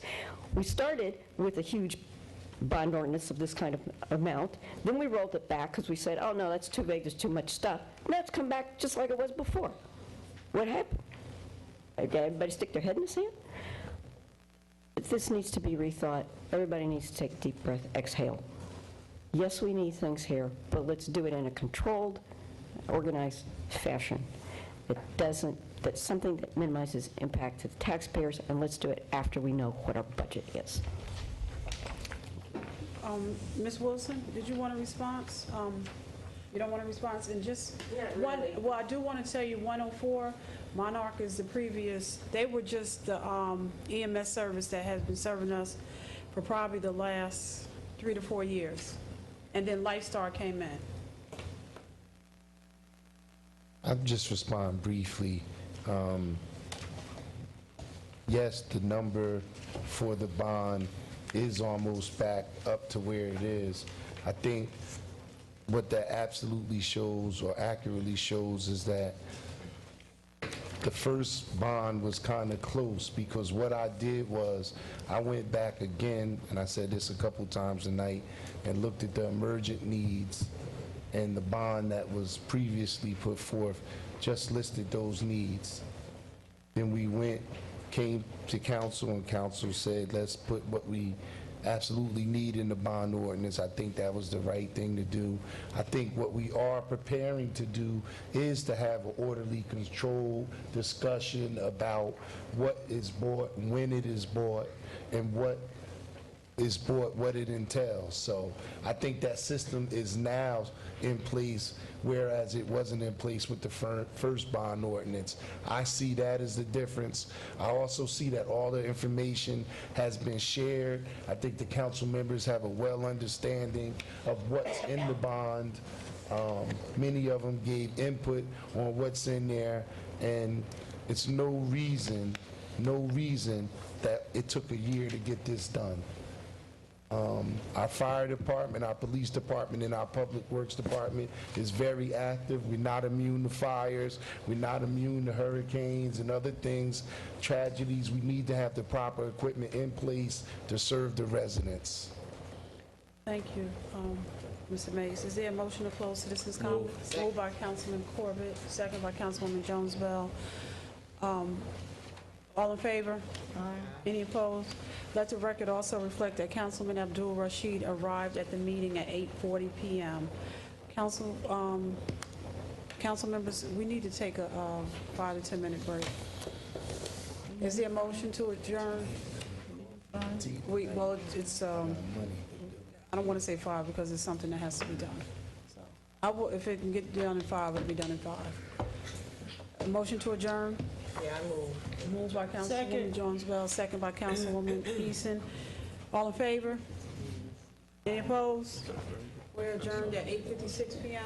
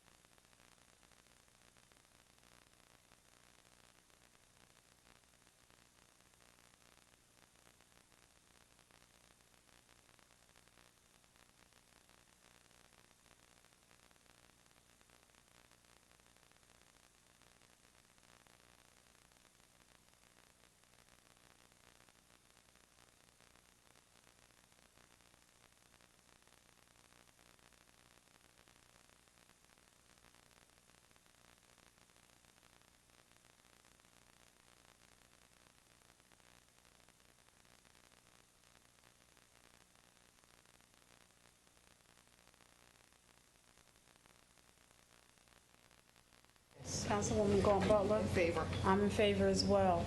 Will the representative from the Lifestar come up, please? And state your name and address on the record, please. Hello, I'm Katoya Daniels from Lifestar Emblems. We service East Orange, the beautiful Orange. Address, please, I'm sorry. I live at 180 South 12th Street. Okay. I'm a Newark resident, Newark, New Jersey. Okay. I got it. Okay. Today, by the eyes and ears of our union president, I'm a little emotional right now. We were a little bit briefed right now that we're supposed to be, a lot of us were losing our jobs. We knew nothing about the contract being basically torn apart out of our hands, which we just so much fought for to get back. Before Lifestar took over, I'm an original Essex Valley member. So I was in Orange for years. So even when Monarch took it over then, we were happy to get it back when Lifestar. That was one of our main focuses, was to get it back with Lifestar when it came and took over our company. Nobody knows. A lot of people may find out now because of watching the news, and that's also our employees, our other employees with us. They're going to find out now that our contract is basically being dispersed.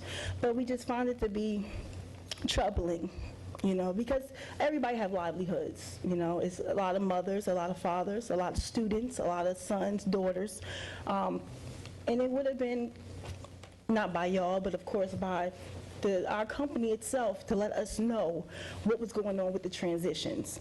We heard a lot of speculations. We just had a union meeting the end of March, and at that meeting they were telling us that we had nothing to worry about at all.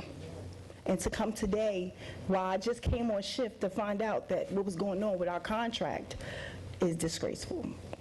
That's basically all I wanted to say. Council members, did anybody want to say anything to Katoya? You have a gentleman in the audience who had his hand up. You want to join? You want to speak? You got it.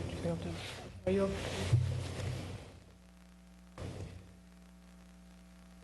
Yes, that's my partner. And your name, sir? Name is Jeffrey Agnew, ma'am. Jeffrey? Yes, ma'am, Jeffrey Agnew. Spell your last name, sorry. A-G-N-A-N-T, and it's Jeffrey with one F. Okay. Your address, Jeffrey? 388 Bradford Street, Orange, New Jersey, apartment 1. Okay. What I have to say is this. I've been working for this company for over 2 years now, and I've been doing EMS for over 5. I volunteer for the city of Glenridge, been there for about 5 years. EMS is my life. It's what I love to do. In the near future, I plan on going to medical school, leading towards nursing. And ever since I've been working here, it's just been such a great working environment, and the way everything is. Everyone that I've worked with has been kept very professional. I can vouch for everybody that I've worked with. I've never had an incident where we jeopardized a patient's life, whether it was serious or not. We treated every patient with respect. We know what we were doing. We know what we are doing with these patients, okay? And the big thing with me was working for Lifestar that I take a lot of pride in. It's not just the fact that I'm working in the EMS field, it's the fact that I came back to my hometown. I used to live in Orange years ago for about 6-7 years. I used to live on Parkinson Terrace, right off of High Street. Went to Cleveland Street School, went to Orange Middle School. But come high school, I left. And coming back here was a great feeling, just knowing that I could come back to the town that I used to live in, that I grew up in. I moved back here. And just working in the town that I live in, I just feel it's just such a great public service, especially when you're serving for the community that you live in. I know the people, I know the city, I know everything, and I just feel like with this whole thing happening, it just blindsided me. I was in the hospital for a week. I just recently got diagnosed with multiple sclerosis. I was in the hospital for a week at Barnabas. I had no idea this was going on. I just got discharged about 2 weeks ago, and I just came back to work. It's my first day at work. After 3 weeks, to come back and find out that we're going to be gone it's heartbreaking. Like I've been through a lot with these people here. They're not just co-workers, they're family. I have a lot of love for the people that I work with. And just to find out that it's probably not going to be here anymore, it's really heartbreaking. I can't see myself honestly working anywhere else if not for the city of Orange, serving East Orange and Irvington. I love working for the company that I'm at. I love serving the 3 communities. I know a lot of people may look down on it, may see them as bad communities, this and that. That's not true. Like, I know how Orange is. I know the people of Orange. I know the true Orange. I know the true East Orange and Irvington. And it's not true. You know, it's all media propaganda, in my opinion. You know, unless you're working in the cities and working with the people and serving the people, you don't know anything about the cities. You know, and it's just, you know, I guess what I'm trying to say is that I just think, you know, if it's just want to let my voice be heard, you know, that we're not all just here for a paycheck. We're not all here for just to pay bills. I mean, it's true, but there's a commitment to this job. You know, there's a duty in it. You know, we don't get paid much, and it's an EMS service. It takes special people to do this job in general. Absolutely. And the people that are working this field in general, we love it. You know, we really do. For the low pay and the stuff that we go through, it's all about the love for the field. And honest to God, I just wanted to share that with you people and share our concerns and let you know that there may be some people that you think that do this job that might not take it serious due from experience or what you see on the road. We're not all the same. You know, a lot of us take this serious, and it's a career for us, you know, and I just wanted to share that with you all, and just also as a concerned citizen of Orange, you know, that's the main thing of who's going to take care of us. Jeffrey and Victoria, thank you for making us aware of this, because I don't think any of us were made aware of. Yes, ma'am, thank you. In the manner in which, I'm going right to you, Councilwoman, in the manner in which the process of just Lifestar, it came to us at the last minute that they were leaving, but the fact that they haven't communicated this to any of their employees, that's disgraceful. And the fact that you have to hear from somebody else, and just to see that you were in a meeting a couple of weeks ago. Councilwoman Easton? Yeah, because it was our understanding that Lifestar made a decision that they didn't want the contract any longer, right? I thought that's what I heard. No, it's our understanding that they're moving out of state, and as a result, that they will no longer be providing services in the state of New Jersey.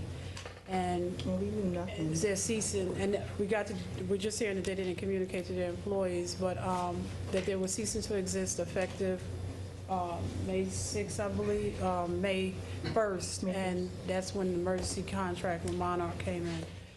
Is there a possibility that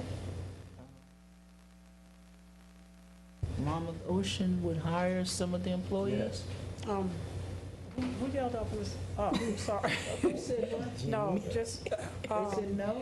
No, he said, yeah, he said, it was from the audience. Would you guys be willing to work for it? Absolutely. Because let me just say, I have a personal, I had in all my years here on this earth, I have never ridden in an ambulance, maybe once or twice with somebody, till last year.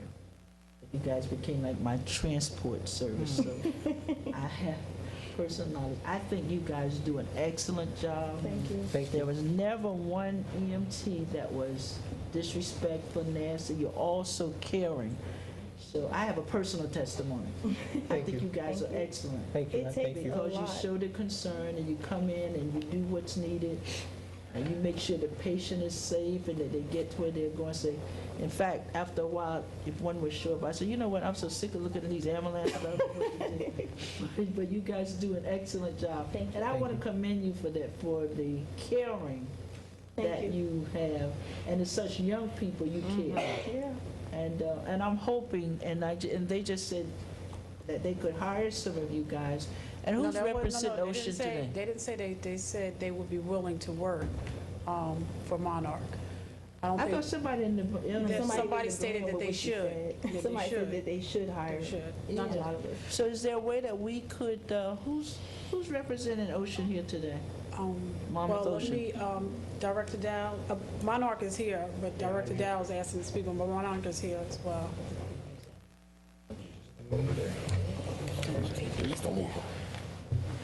Michael R. Dowd, Fire Director, City of Orange Township.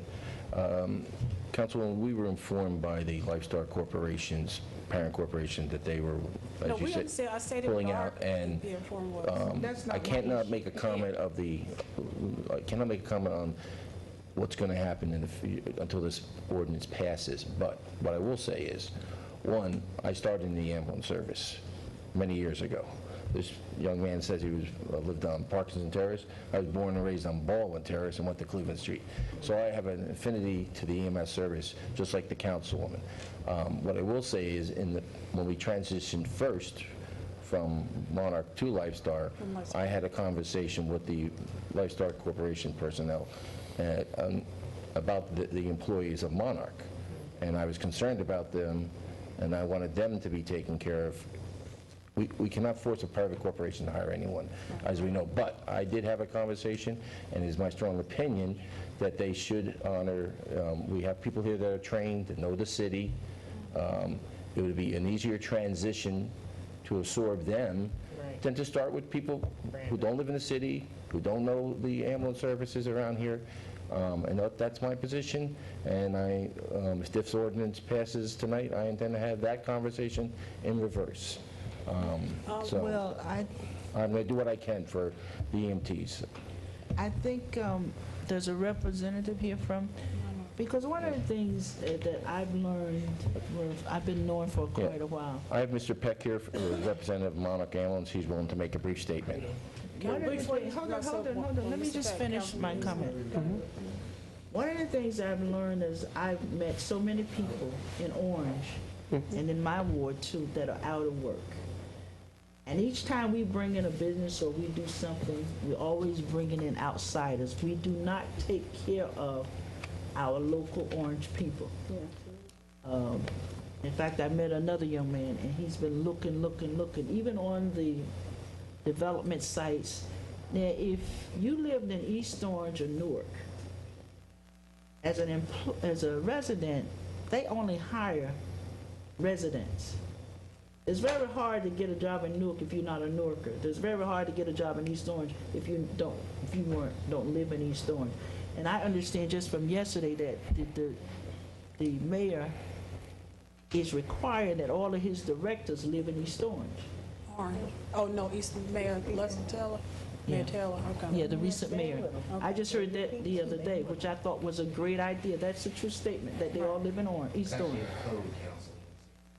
Right. And we have it in our city code, but we don't apply it. That he's requiring all of his directors to live in East Orange if they don't live there. So I'm saying this to, is it Monarch? Correct, Jeff. We need to have you look into hiring these Orange residents for the services that you're going to provide us. And I know you can make it happen because you're a businessman. They all are experienced. So I'm going to fight for that because I think we need to start as Orange residents taking care of our people that live in Orange so that they're always not out of jobs, looking for work. You know, they got to pay their rent, they got to feed their families. And it just seems like people are always coming in, taking the money out, driving in every day and driving out every day, and we need to stop that. So I'm hoping, and I'm going to prayerfully say that tonight in my prayer, that you will take them into consideration and make sure that you make a place for them in your business somehow. Very good. Can you identify yourself, sir? My name is Jeffrey Peck from East Brunswick, New Jersey, and I'm the Regional Director of Operations for Monarch North. My office is in Millburn, New Jersey. You want to respond? Just saying, I sympathize with you guys. I was the former director of Union Hospital when St. Barnabas decided to get out of the EMS business, and I was sent over to Monarch. And I was very hesitant and very concerned and very worried. And I found over the last 8 years Monarch to be an outstanding company to work for, a very good company that's very civic-minded. We provided service in Orange for years. We didn't want to see it go away, and we're excited at the prospect of coming back again because we do have employees that work for us now that live in Orange, that live in Irvington, that live in Newark. We've covered this area for years and years and years. I started out in 1984 as a paramedic, and I'm still riding today. Out of Union Hospital, I've been covering Irvington since 1984. So I'm invested in the area as well. We can't talk about particulars because the resolution hasn't been passed yet, but all these things have been taken into account.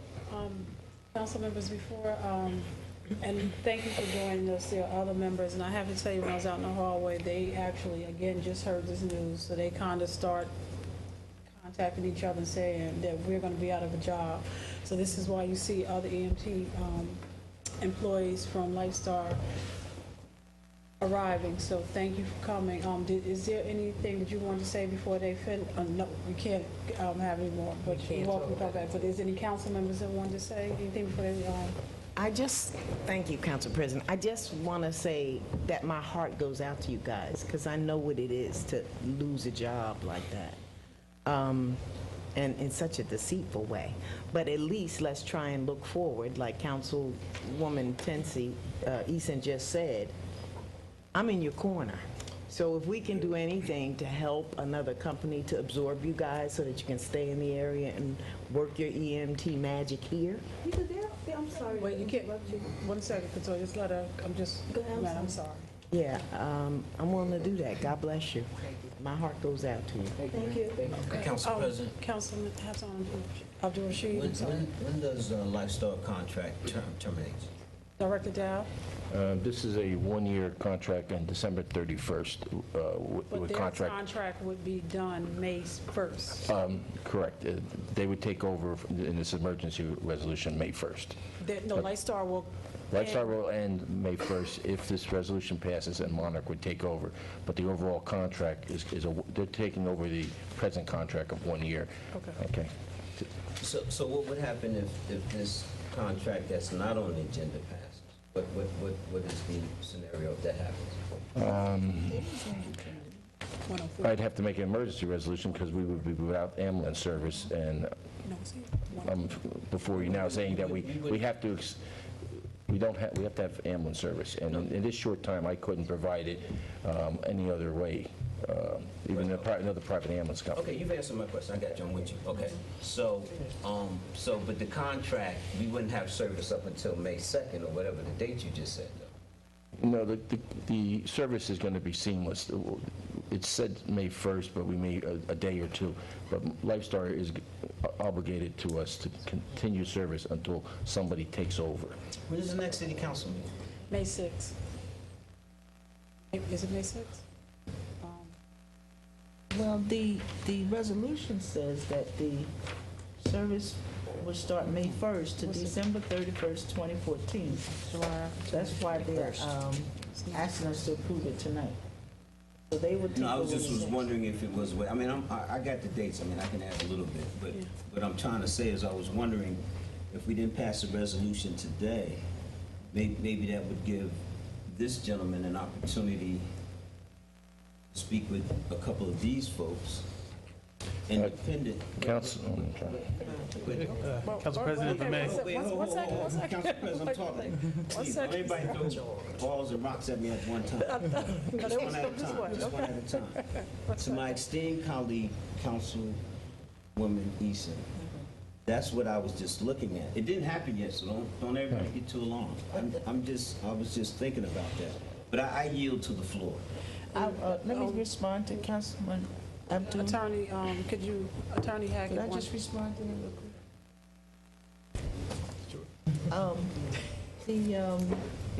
I guess the concern that I have is if we don't pass it, they will be out of a job and it would take that much longer for them to negotiate to see if he can rehire them. So if we pass it, that gives him an opportunity to immediately look at how he's going to staff for Orange, right? No? I'll answer that, One Council. last question. If this resolution passed with Monmouth, or whatever their name is, how long is that contract for? Through December 31st. Of this year? Yes. Correct. It was a 1 year with 2 options years Councilman Oh, Williams? so we have option years?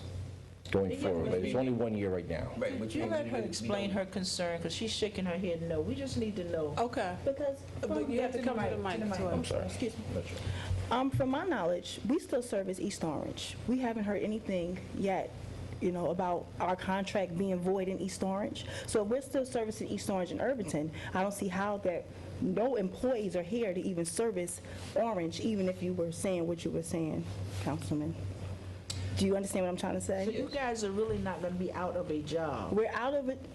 They hired, when we took over Orange, when Monarch was dissolved from Orange, when we took over, they did a hiring thing. They hired a whole bunch of employees for Orange and for Irvington, the other 2 cities that we just recently took over. Those employees that are staffed in Orange, which tonight I'm an Orange EMT tonight. For those that are staffed in Orange, we are losing our job. I got you. Do you get, but the other cities are still Job based on the territory. that we- Exactly. Okay, got you. Okay, thank you. Thank you. Just to answer your question, Council, basically, and I think Mr. Hackett from the Law Department will agree, we can't really make any negotiation, talk to them until this resolution's over.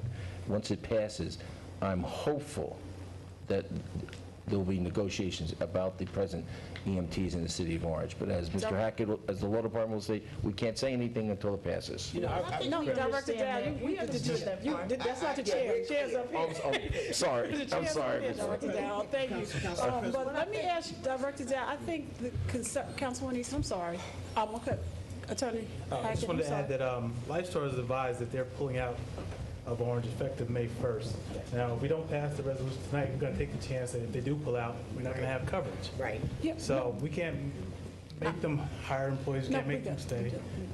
And I think, Director Dow, I'm going to really put this in your lap, because Director Dow, and I don't know the length of the conversation and what was the conversation about, what's going to happen to, and so on and so forth, but Councilwoman Gaunt Butler, you're the prior liaison, and if you can communicate with Councilwoman Gaunt Butler, and we can get back as to, maybe what the outcome of this is going to be, because today is the 15th, and there's 14 more days, 15 more days in a month. So is that something you can go back and have a conversation as to see? This is a private corporation. I said, but that does not prevent you from having a conversation. No, it doesn't. As long as this resolution passes tonight, I will definitely have that. I'm asking, can you have a conversation to see as to, just to keep us informed as to what's going on? That's all I'm asking. Correct. I'd be Can't glad make to anybody do keep the anything. council informed of the process. And can you do that Once- with your liaison, Councilwoman Gaunt Butler? I'd be glad to work with Councilwoman Gaunt Butler. Councilwoman Abdul Rashid? First of all, let's don't be ridiculous. Obviously, we're not going to do anything to have the citizens of Orange not have ambulatory service. So let's don't be ridiculous.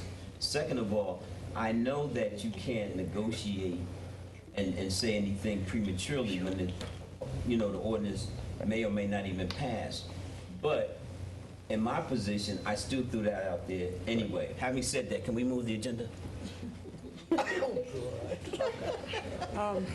will move the agenda. So thank you. If you could communicate with Councilwoman Gaunt Butler. And, I will. know that our hearts are with you, and we will be staying on the fire department. I actually gave my card, and if any other council member, but Councilwoman Gaunt Butler is actually the liaison for the fire department. So just feel free to call anytime, just, any questions and how we can assist you. Can I talk to you? When do we go up there? Thank you. Thank you. Thank you, Councilwoman. Thank you. Okay, we're up to option number 8, which is council comments. Councilman Corbett? Thank you, Council President. A couple of things. First, I had a conversation with someone in the audience tonight. Obviously, I'm pretty annoyed that the budget is not on tonight's agenda, but I have a better understanding for why it's not, and I don't think it's fair that so much pressure should be put on one person to get that budget introduced. It should be an effort by the entire finance department to make sure that things are presented in a timely fashion. Your word is very important to me anyway, and it was said here in our last council meeting that we would have the budget on tonight's agenda or have it introduced tonight. And I was watching Scarface last night, and he said he has two things. He has his word, and he named another part of his anatomy, which I'm not going to name. But those are the only two things that he has, and don't break either one of them. And I certainly understand that, because your word is very important. And that's what really upset me. As far as the bond is concerned, there's just no way I can sit here with a clear conscience and not support this bond. We just cannot afford to put our citizens in harm's way. With the equipment that we have currently, that's exactly what we're doing. We're putting our citizens right in harm's way. I'm not even going to say, really the disarray that our fire trucks are in. Because if the citizens knew about it, you guys would be screaming, what the heck are you waiting for? Why don't you pass this bond? So I have to support that. An announcement, there is a section in town that feels completely neglected and left off the map in the city of Orange. And that section is the Valley section of Orange. They feel like no one really cares about them, what goes on over there. And so I have taken upon myself to hold a town hall meeting for the Valley residents only. It will be held Tuesday, April 29th at 7 o'clock at the Forest Street Elementary School.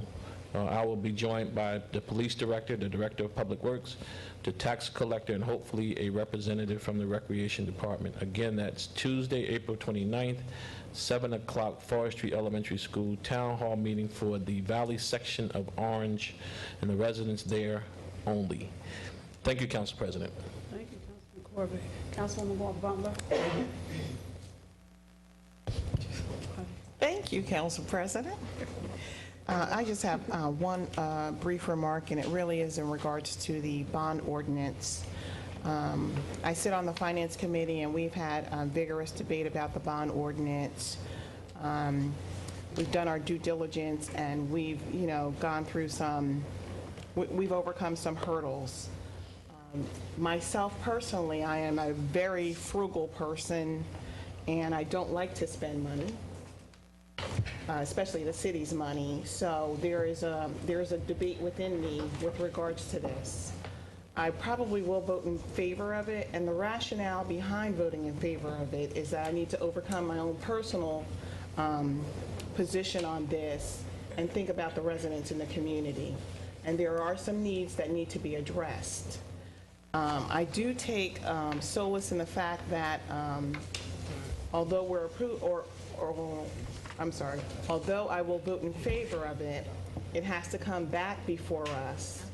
So you get a second look at it before you do final approval. So there is some oversight in place for it. Again, I had some internal conflict about it, but I will vote in favor for it. Thank you, Council President. Thank you, Councilwoman Butler. Councilman Abdul Rashid. I have no comments. Councilwoman Jones-Bell. Thank you, Council President.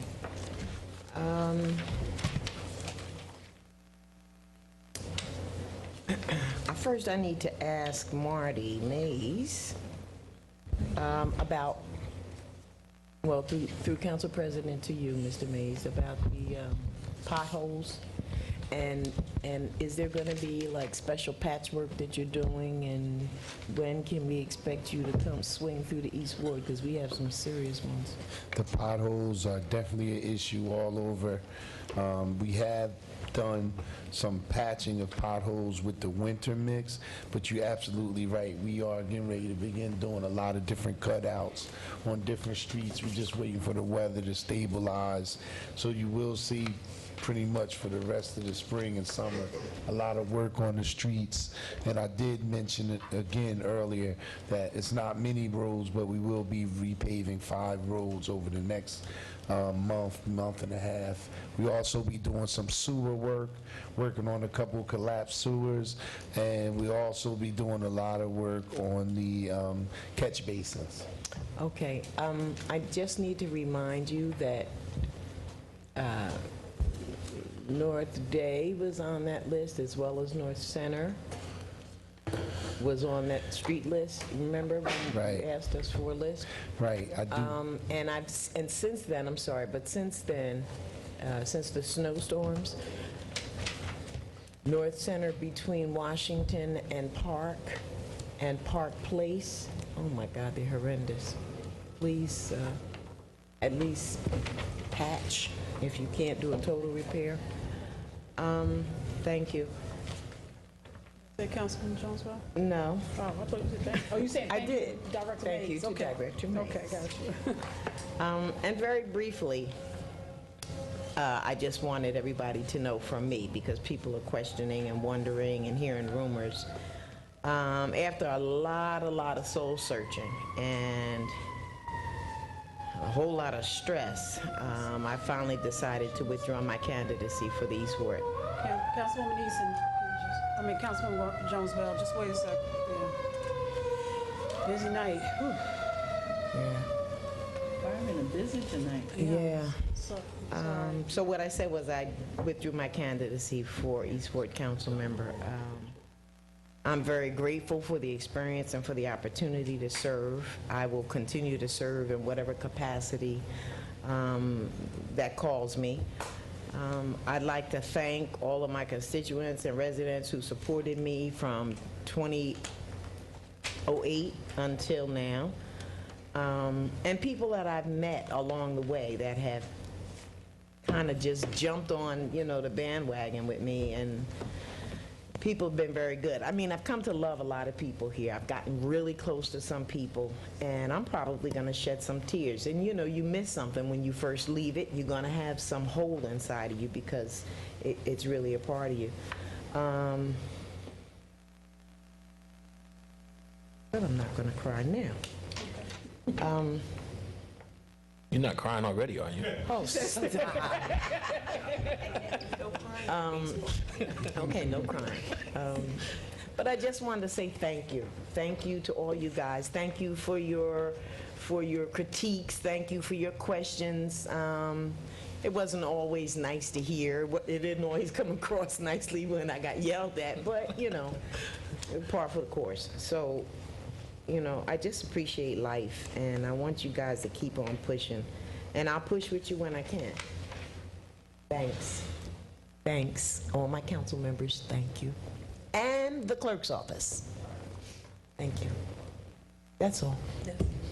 Thank you. Councilwoman Eason? I have a question for Councilwoman Grant. Does G come before E? As council president. I remember her comments about going alphabetically. I couldn't resist it. I had to say that. Mr. Mayor, Aldine and North Day, could you guys make sure y'all clean that catch basin because that water is backing up again, so make that one of your projects. One of the other things, I got a few things I need to talk about that, so I'm going to take Councilman Rashid's time.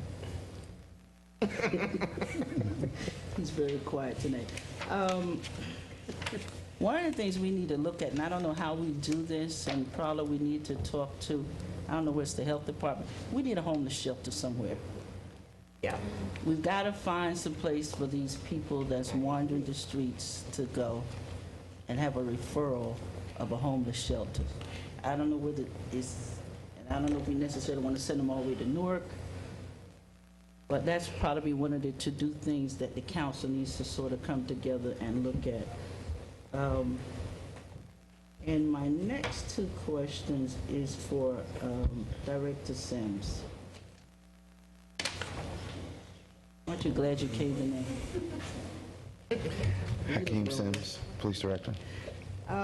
First one, uniforms for the crossing guards. I'm Yes. still on that. They haven't gotten them yet. They have no indication when they're going to receive them, and I thought that would have happened by now. We have the quotes that we needed from the uniform company. The issue was how we're going to parcel it out because of the weather, and we're also in a temporary budget. So we didn't want to spend or ask for all of that money right now, but they are in the process of setting up a schedule to get the people down there. Yeah, because I thought that was in the last budget. It was, but it We've been working was- on this since 2012. Yes. So we need to get them some uniforms. Yes, I agree. Council- And it's being handled. Councilwoman Eason, I'm sorry, Director Sims, could I just clarify that? Wasn't that money in the 2013 budget? I thought it was. It is in. From all indications, this Yes, is the it first time hearing they didn't have the money to do it. So you wouldn't have to worry about temporary appropriations. Your money is there. Well, Is Joy choking? Joy is here. oh, I'm sorry? Is Joy choking? No, I don't think she's choking. What happened, we had a discussion the other day, the finance director and myself, and he's assuring me that he's checking to make sure that money is there, and if it's not, he's going to get back to me. I think some of them have an emergency situation, Well, we can get those. and we need them to look great, but at least communicate to them. I mean, lack of communication is what's killing them and me. At least communicate to them where you are, what you're doing, and give them a time frame as to where they can get, when they can get uniforms. That has been communicated, and now, as I said, we are setting up a schedule so they can go down there to get their uniforms. We don't want to send the 20-plus guards down there at the same time. And somebody's probably gonna have to take some of them because That's fine, we can arrange that. for the transportation for those that don't drive. Yes. The meeting with David, is it Jennings or Jenkins from Millennium? Millennium. About the SRO officer, did that ever happen? No, he and I have been playing phone tag over the past week or so, and I was out last week. Well, the week that you had the council meeting, I had someone else here. So we haven't had a chance to meet you as of yet. So could we make that a priority?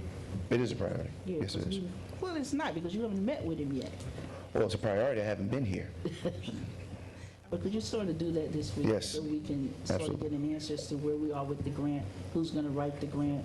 Because I understand there has been no grant written, so we need to make sure that's done Yes, ma'am. for the police. Thank you. And I will be calling you this week because, as I did with our former mayor, we need to set up a plan for the summer in my ward.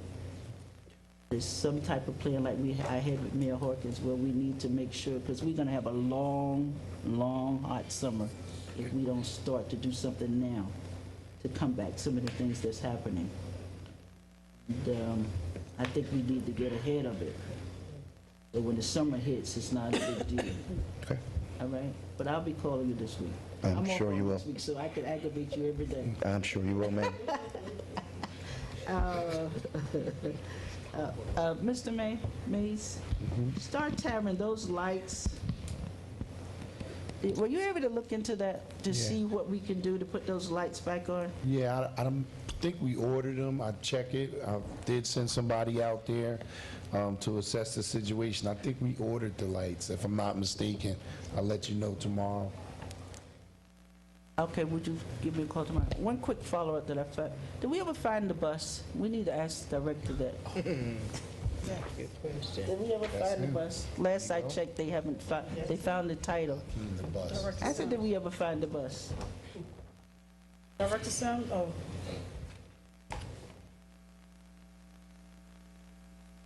And Mr. Mays, while we're waiting, could you just briefly give an overview of what's happening at Aldine and High Street? What is actually going to be there? Wait a minute, he's back in, but think of it. Did we ever find the bus? Excuse me? Which bus? There was a donated bus that's supposed to be in the police parking lot, but nobody seems to know where it is. Yes, that's been located. It was never gone. It was there. Where is the bus? It's at police headquarters, Is it in the parking on lot? the side, off of Canfield Street. Okay, would you enlighten Mr. Mapp to that, where that bus really is? We've discussed it. Yeah, Okay. it was a problem the way it was obtained from the previous administration, and we're working on that now. But you got the title, but he couldn't. We have the He got a title. copy of the title. He just didn't know where the bus was. Right. It's located. All right. Thank you. Yes, High and Alden Street Park should be completed by the next 2 weeks. What's happening in the park is that there's been, what was completed there actually was the first phase of a multi-phase park development. And what it calls for at this point is a walking track, which essentially was the holdup for the park not being completed due to the harsh winter. They were unable to pour the track. You should see that begin to happen in the next couple of days. And then also at the park is a large open field, which in the next stages will accommodate hopefully a 100-yard turf field, which is sorely needed in the city. What you see tonight is a walk-on that I'm bringing forward, which directly relates to that. The field needs to be leveled off and hydro-seeded. This is a CDBG project. The deadline, again, is April 30th. That's why I'm assuring you that it will be done within the next 2 weeks based on that deadline.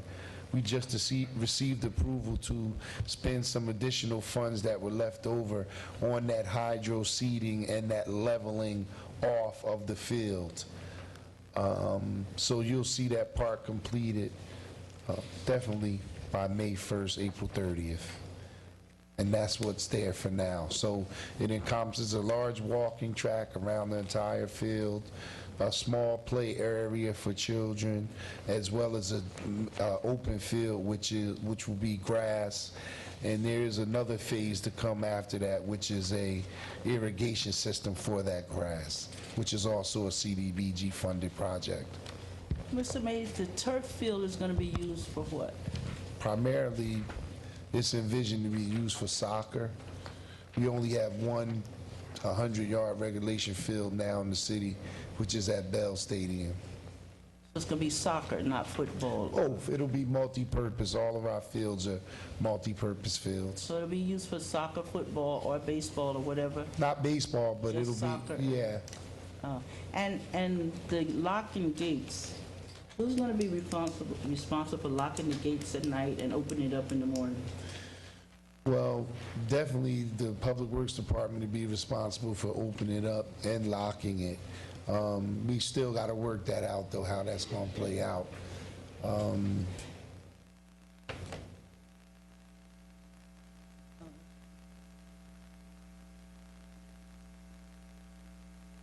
There's a couple of other things, and Excuse me, when- Council President, through you to my esteemed colleague, tell her that my time then ran out. Now I'm going to use my 10 minutes. Real quickly, there's some things I really have to deal with. One of the committees, the New Jersey League of Municipalities, I want to say I attended their meeting, but one of the things I want to make the council aware of is that, which is my concern, and I know the mayor is supposed to be on that, never attends any meetings. We don't have anyone, very few people at the table that's representing municipalities, the urban municipalities. Most of the members that attend those meetings are from suburbia, South Jersey, but as far as they're fighting for us, I'm really the lone voice. So I think we just need to encourage the people that sign up to be part of that committee, part of the league that lives in that's from these urban areas, that they need to attend the meetings. Because the laws are passed that impact us, but they don't really apply to us. So I think that's the thing that we also need to work on. And then I want to deal with, and I read something today in the newspaper about Governor Christie, another investigation. And Mr. Meyer sent us all an email, and he talked about things that we should have done, that we could have done, that we should have fired everybody, and blah, blah, blah. And that all relates to the 1,000 a day fine. The problem I have is that we are not dealing with the issue of why that happened. Everybody's concentrating on the fine itself. But we need to go back and figure out, why did that happen? That happened because the administration defied a court order to provide the courts some information. That's the bottom line. So as a result of that, the judge fined the administration, which is going to pack all of us $1,000 a day. Had they provided the information, then that fine would have never happened. And I think that's the part we need to keep bringing home. We didn't do anything. If the administration can defy a court order and not provide the court information, who is our legal system, and Mr. Myers is saying we should fire everybody, how do he think we're going to get rid of the people? We're going to have to pull them out of City Hall? We don't have the authority to do that. We can fire everybody in City Hall. But the administration is not going to abide by what we say. And I mean, that's if they divide the court, you know they're going to divide the council, which is what they're doing. And in my area, the other day, I got a phone call. Our mayor is walking saying that he cannot work with the council. But he's not telling the truth because it's the council wants to work with him, but he don't work with us. You don't see our name on any of the flyers. You don't see the council name on anything that's being promoted. It's all about administration. But yet he wants the people to believe that he can't work with us. So I was in the county last Friday, and lo and behold, everybody in the county was saying, oh, the mayor is bragging, he's gonna have all y'all seats. Well, you and Maribel decided not to run, so that you guys are the joke of the day. But I'm saying, so they're already counting because he needs 4 votes on this council so he can continue to spend money, as Ruthie Wilson said, as he's doing today. So I'm hoping that the residents, all of you have been hammering on us for 2 years. The administration is not doing what it should do. The council should do this to the administration. Why are you allowing the administration to get away with everything? I've heard that for 2 years straight. So here's the deal. If the mail rings your doorbell, why are you answering it? Make a statement. If you want things to change, you have got to do something to help us change it. We had a forum at the Oprah, and the only 3 council people that showed up was Councilman Corbett, myself, and Councilwoman Williams. We had it for the people to come out and explain to us so we can help them help us do what we need to do to get what we need from this administration. About 5 or 6 of the people that are normally here at the council meeting showed up. None of the residents showed up. But for 2 years, you've been hammering us about what's wrong with this administration and why can't we do something. But we need you to help us do that. And in order for us to move anything, it has to be a unified council. And if we don't have 7 votes and we're not unified as a council, nothing is going to move. Because some of us are thinking about what is going to be our next move. How am I going to get reelected? If I say this, I won't get reelected. But you got to take a stand. I know there's a lot of people out there say, you know, I'm always on my soapbox. I'm controversial because I believe in the people of Orange, and we've got to do what's right for the people. Regardless of the relationships, regardless of anything else, we were elected to represent the people of this city. And I don't mind getting on my soapbox and saying what I think is the truth and is the truth. I want to break out a couple more things, and then Councilman Hassan, We already into the next council meeting, council comments. The other thing, and getting back on about dealing with the fine. And we know there was an article in the New Star Ledger today back, Governor Christie has told his staff, any mayor or anybody that backed him for re-election, that city is off limits. So, Ms. Gordon, when you wonder why none of your things has been responded to by the Attorney General or Trenton, you remember Mayor Warren was standing behind Governor Christie. So nobody has given us any relief in Orange. And if you read the Star Ledger, it has an extensive article on that today about what his staff was told. Don't even bother to call them. Don't even bother to get involved. So that's why we have turned into a lawless city with nobody helping us to do anything. So if you get rid of Governor Christie, then maybe we can get something done. But we've all done our due diligence. I knew I had. So when Bruce Myers said we haven't done anything, he's not going to throw me under that bus because I've done my part. And someday you'll see that I did do my part.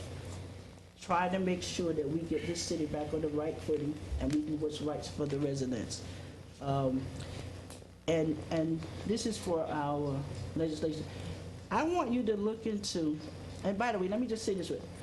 Dwight Mitchell has retired effective December 31st. Right. He is retired. 2013. Done deal. December 31st. Done deal. 2013. So he's gone. They're still working out some. They're still working out some issues with him, which we left with the Director of Finance. But he is no longer on the payroll, effective December the 31st. So nobody has to ask that question anymore. He's gone. One of the other things I want to also get our employees some relief during campaigns. Our employees are being pressured to walk with candidates who they really don't support, but they are being pimped to walk with candidates. You don't do it, you lose your job. Our mayor's been making phone calls promising everybody he's walked with, if you vote for this one or you get on the bandwagon with my candidates, then you will get a job. We know we don't have no job. Right. We don't have one, but that's the promise. So I want our legislation research office to put together some legislation that will prohibit any administration from talking to an employee about working with a candidate, promising jobs. So I don't know how we're going to do that, but we need something on the books so that we can protect them from the pressure. Everybody should be able to do what they feel is right and what they want to do. And as the candidates, I want to say, that are running, all of you have been in this city long enough, you should have your own contingent of people to walk with you, that you don't need to use our employees. I mean, that's just a given. And one other thing I wanted, as we go into the summer, the mayor is talking about the MOET program. And council members, I don't know how we're going to do this, but last year in the MOET program, the guy that runs it is out of Newark. So he probably don't know the Orange people.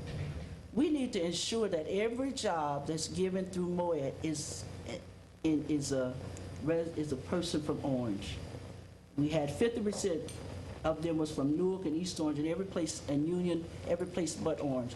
Our kids was in the park hanging out, doing nothing, when they could have had jobs. So we need, as a council, to make sure that the kids that get jobs this summer live in Orange, just like East Orange does and just like Newark does. So we need to ensure that, and we need to put something together as a team to make sure that that happens.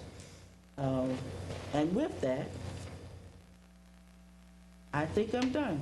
Thank you very much. Thank you. Councilman Abdul-Rashid, you said you didn't have any comments. You didn't say pass, correct? No, I said She took your time, right? I said I had no comments, Okay. but she armed robbed me and took my comments, took my time. Councilwoman Eason, regarding the police department, it's my understanding that the $5,000 was paid, outstanding, for that last event that they weren't paid. I was told yesterday it was paid. Yeah, they paid them, so they're good. And most of the issues with the police salaries have been taken care of. I think there's one outstanding one as of today that we're still working on. Okay. Director Sims. I think you owe me a phone call. I have somebody waiting for a response regarding a federal grant information. You and I talked, and they needed information regarding when we applied and everything. Right, I sent that out. They didn't receive the information as of yet? No, I have a direct contact, so they're waiting for me to call them back. Okay. Okay, and I needed you to respond to me because she's waiting for me to call back to see the status and what's going on with it. Okay. Okay, so can you just... Are you going to give me the number? No, I'm going to call her back. I just need the dates, you know, that started. If you can Well, I don't just have text... my email. I don't have that email with me. Yeah, just get for tomorrow. All right.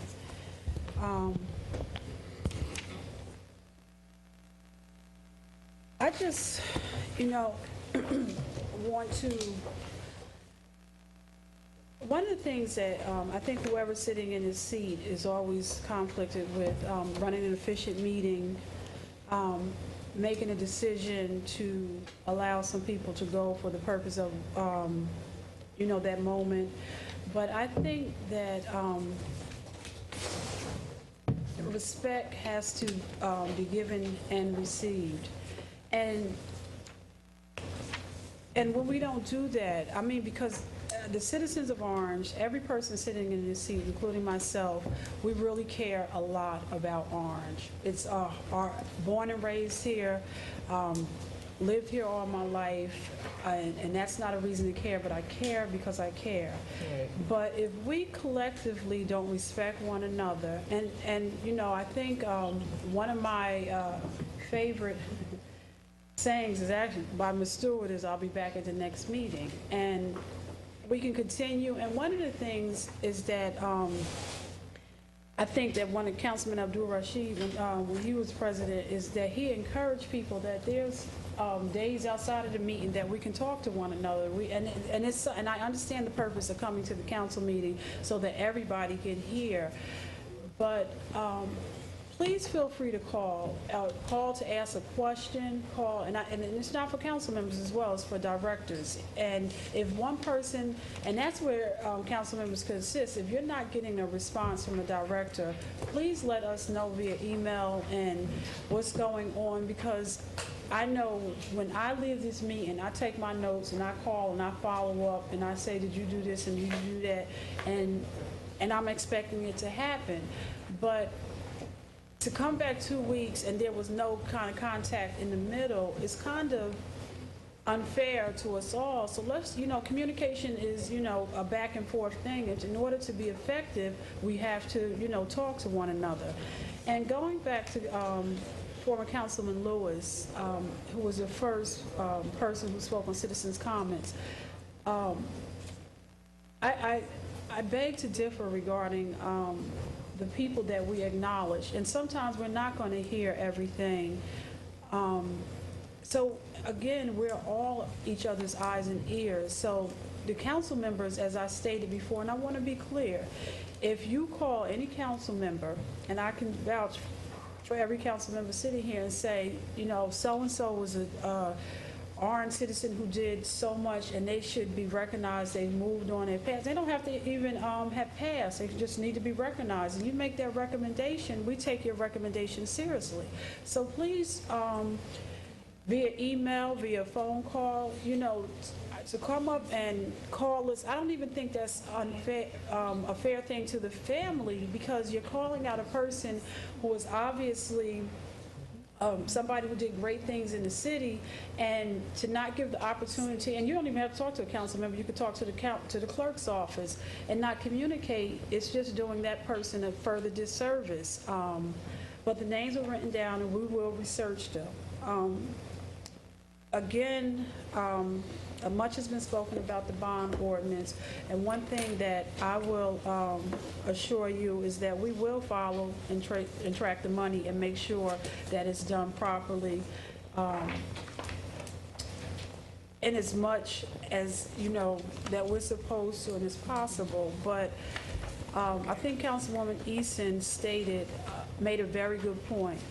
All throughout the disagreements and the council having a position and administration having a position, the council has been very vocal about citizens. It's important to show up at forums, it's important to show up at the court hearings, because that makes a difference. When people look out into the audience and see that there's this big concern, but yet there's nobody there other than two people, and it's the city council, it's just not as big as if there was a standing room only in a room.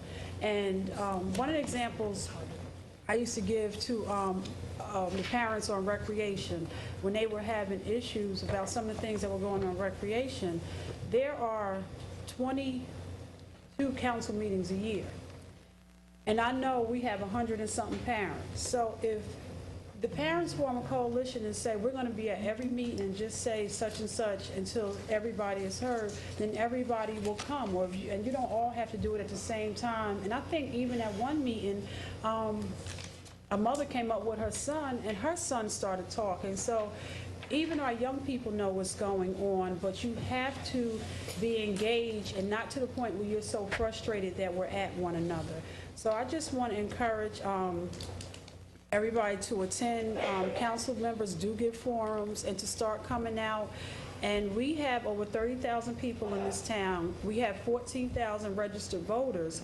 So please come out and represent your vote, represent the city of Orange, whatever your concern may be. Councilman Corbett, I just want to be clear. Is it open, the forum on April 29th? You're open to the public, or you listen to Valley concerns that are that of the Valley, or you're only asking for this forum, people that live in the Valley to come out? I'm asking specifically for Valley residents to come out. Of course, there may be some folks who are going to come that are not from the Valley section. I'm certainly not going to prevent them from coming, but I'm really trying to encourage the folks from the Valley to come out. Okay. And, Excuse me, I'm sorry. What time is it? 7 o'clock on the 29th of April, Forest Street School. Thank you. This has been, as we know, a very challenging week for the city of Orange and for, cities all over. And I want to actually look up and say thank you very much to the first responders who have been responding to various things that are going on in our city. I actually, and I know both our fire and police, they're a very tight brother and sisterhood.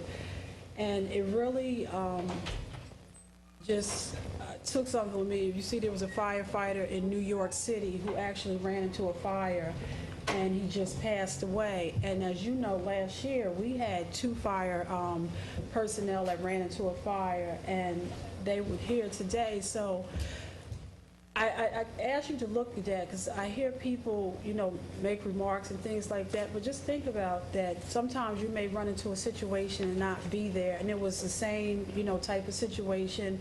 Our firefighters were, and I think it was police officers were actually fortunate, and I just want you to keep them in mind as they do the things that they do every night to help you sleep a little bit better. I also want to, and I don't know, Director Sims, one of your Newark firefighters, he's actually Inspector General in Newark, Jimmy Wright. He's a friend. He's been around the city of Orange a lot and helping out with different things. I've seen him at function. He lost his brother today. So if you can let, your personnel know as well. And for those that may know him as well. And then finally, South Ward, on Berkeley Avenue, we had a very, very challenging situation where we lost a mother and son to a fire, and I can tell you how that just when I think of fires, it's just so many things that you think that you will know, you will smell, but just to talk to the people that were living across the street, that they didn't even smell the smoke, and the winds were going a certain way. So it was just a very tragic, unfortunate situation. And again, that's we think, being eyes and ears. I come from an old school Orange where everybody knew everybody, everybody kind of paid attention to everybody. It makes a difference. And as Councilwoman Gaunt Butler has said at the top of the meeting, that if we can keep the Dewberry and Solar family in our thoughts and our prayers, and I know in the days to come, he was a student, he was 8 years old at Haywood Avenue School, and he was a very vibrant young man. Everybody knew him on the block. He had a very outgoing personality. He sold lemonade. So even the fact that someone's going to come around and people are not going to be able to walk by his house and get lemonade, he's going to be missed. So I ask that you keep them in your thoughts and prayers. I've talked to the Assistant Superintendent, Dr. Howard of schools, and the schools have brought people in to help the students at Haywood. He also attended Scholars Academy, so they'll be over at Scholars Academy on Thursday to talk to the students that attend that school. But if there's anything, Councilwoman Butler, in terms of if we can do to make sure that we continue on a good thing. His mother was an author. The name of the book that she wrote was called Fiddlesticks. It actually went on to try to get the book. It's not available right now. But just how we can think of the positive things about this family. And in that, I am done. Thank you very much.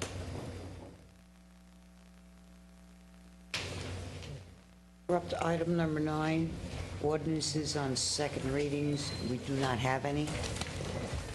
Quickly go into item 10, ordinances on first reading. It's the bond ordinance. Bond ordinance providing for various capital acquisitions and improvements by the city of Orange Township and the county of Essex, the state of New Jersey. The city appropriating $8,772,000, therefore, and authorizing the issuance of $8,333,400 in bonds or notes, the city to finance part of the cost thereof. Motion to adopt. Second. Motion by Councilman Corbett, second by Councilwoman Jones Bell. On motion, roll call. Councilman Abdul Rashid. Councilman Corbett. Yes. Councilwoman Easton. Yes. Councilwoman Gordon Butler. In favor. Councilwoman Jones Bell. Yes. Councilman Marable is absent. Council President Williams. Yes, I'm sorry. Motion passes, 6 yeas, 1 absent. Public hearing on this matter will be on May 20th, 2014. Before we go to the consent agenda, let's read the statement first, I'm sorry. All items listed with an asterisk are considered to be routine by the City Council and will be enacted by one person. There will be no separate discussion of these items unless a council member so requests, in which event the item will be removed from the general order of business and considered in its normal sequence of the agenda. Council members, I have a motion to suspend the rules, walk several matters onto the agenda. The motion to suspend the rules. Moved by Councilwoman Jones Bell. Second. Second by Councilwoman Eason. On the motion, seeing none, this is just to suspend the rules, and then we'll state which ones it is. Councilman Abdul Rashid. Abstain. Councilman Corbett. So you're just asking to suspend the rules, not? To add them to the Yes, agenda. yes. Councilwoman Eason. Yes. Councilwoman Jones Bell. Yes. Councilwoman Gordon Butler. In favor. Councilman Marable is absent, and I'm in favor as well. The motion carries. Have to add to the agenda? We would have 5 yeas, 1 abstention, and 1 absent.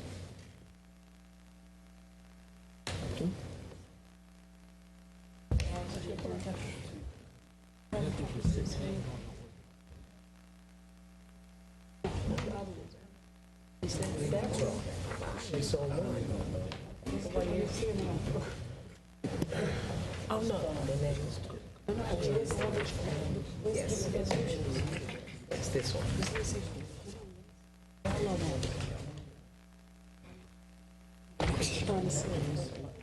Okay. This one is what number is, Director Mays is 105. So you have 105, 2014? Yeah. No, council members. You have 105, 2014? We have what? Okay. 105, 2014, it's a resolution authorizing change order number 1 to modify the contract for the project known as the High and Alden Street Park Improvement for additional leveling, topsoil, and reseeding. That's that park over there. That's the one I spoke about. 105. Council President, I think you know what my question is, don't you? Well, let me just, because there's a memo in front of you, and the memo lets you know that it needs to be done before our prior council meeting. Yeah, but don't you think the citizens need to know why it's urgent? We're gonna go, but let me just go. I mean, you expressed to me that it was written, but the folks don't have it written. Gotcha. Okay, thank you very much. My part. Yes.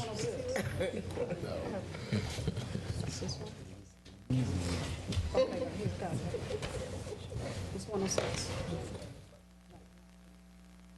106. 106 will be a resolution for the formation of a special investigative committee. What number is that? 106-2014. Does everybody have that? That's the last one. A you gave us. resolution for the formation of a special Yes. investigative committee. Everybody has that? Yes. Okay, and a resolution introducing and approving the 2014 calendar year budget. That'll be 107-2014. Where's that at? You don't have a copy? I don't know. Did you give it to me, Maggie? We don't have it, so. And council members, let's just try to get through this, and then if I didn't have it. No, I'm just saying, let's just put them on the agenda if everybody wants to remove them. And I just vote it down so we can move forward. Because I understand that some people may not want something, but rather than go into a long argument, let's, So there's 3, 105, 106, and 107. Thank you. So this is 107? Yes.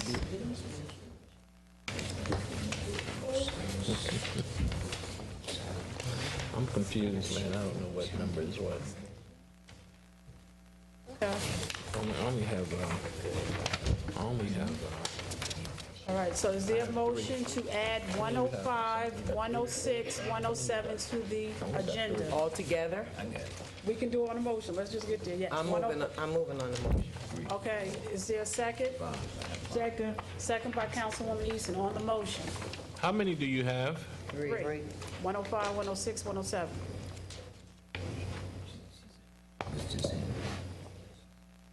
You got three, Councilman Corbett? Yeah, I have 3.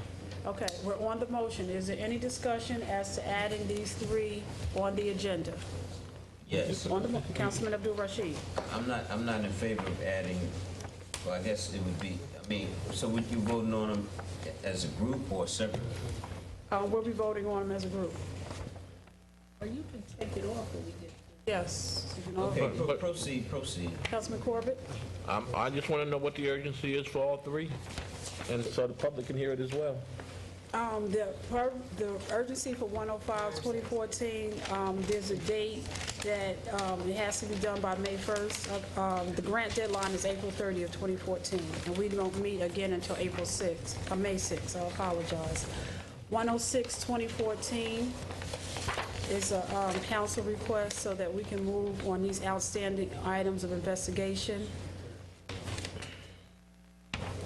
107-2014, if it's the will of the council, is to introduce the budget tonight. Okay? Yeah, I'm just extremely disappointed that the introduction of the budget is not on this agenda. This is it? Should Okay. be. I understand that, but it should have been here before. It shouldn't be walked from the floor. That's my point. Something as critical as an introduced budget should be on the agenda. And you are, and you got full understanding that the budget was received in the clerk's office yesterday? Okay. Got all of that. Okay. Got all of that. Any other discussion on the motion? Seeing none, roll call. Councilman Abdul Rashid? Not in favor. I'm sorry? Not in favor. Councilman Corbett? Yes. Councilwoman Easton? Yes. Councilwoman Jones Bell? Yes. Councilwoman Gordon Butler? In favor. And I'm in favor as well. Going to the consent agenda is, we now have up to 107. When and if anything needs to be removed, keep that in mind. Council President, Councilwoman Abdul Rashid? 94-2014. What was the first one? 94-2014? 106-2014. Okay, 107-2014. okay. I conclude. Councilman Corbett, any? I don't have any. I'd rather just vote them all up or down. Councilwoman Jones, Easton? I'm sorry, any? What should he pull off? He pulled off 94, 106, and 107. Okay. Councilwoman Jones Bell, any? No, I'll do it on the motion. Council, there will be no motion on consent agenda. It's a consent agenda. Do you want to pull anything off to have separate discussion? All right. Okay, Council President, One second. Councilwoman Gordon Butler, any? No. Councilwoman Corbett? motion to extend. Motion to extend by Councilman Corbett. Second. Second by Councilwoman Easton. All in favor? Aye. Any opposed? The motion, Can we get a vote like we always do on it? we do both of the type of votes. Okay, And you're I'm requesting, you're requesting a voice vote, Councilman? Councilman Abdul Rashid? not in favor. Councilman Corbett? Yes. Councilwoman Easton? Yes. Councilwoman Gordon Butler? In favor. Councilwoman Jones Bell? Yes. Councilman Marable is absent. I'm in favor as well. Motion passes. Councilwoman Williams? Yes. Can we pull off 91 to 2014? 91? Just 91? Okay. The matters that are being pulled off for separate vote are 91-2014, 92, And also, I'm sorry, 88, 2014. okay, going back to the ones that are being removed for a separate vote are 88-2114, 91-2014, 94-2014, 106-2014, and 107-2014. The resolutions that are on the Council consent President? agenda. Yep, just a second. I'm sorry. I'm sorry, the last one is 98 for me, it's 98-2014. 98-2014? Yes. Okay. Okay. Okay, the resolutions that are left are 81, 2014, 82, 83, 84, 85, 86, 87, 89, 90, 92, 93, 95, 96, 97, 99, 100, 101, 102, 103, and 104, 2014. And 105. And 105. Thank you. Motion for, Move. moved by Councilman Corbett, second by Councilwoman Jones Bell. Roll call. Councilman Abdul-Rashid. In favor. Councilman Corbett. Yes. Councilwoman Easter. Yes. Councilwoman Vaughn Butler. In favor. Councilwoman Jones Bell. In favor. Councilman Marable is absent, and I'm in favor as well.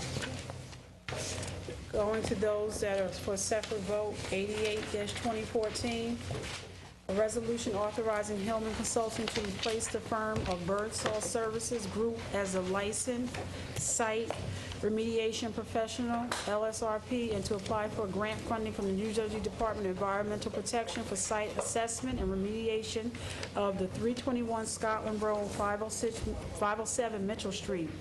Properties in the city of Orange Township, Essex County, New Jersey. Is there a motion? Move. Moved by Councilman Corbett. Second. Second by Councilwoman Jones Bell. On the motion?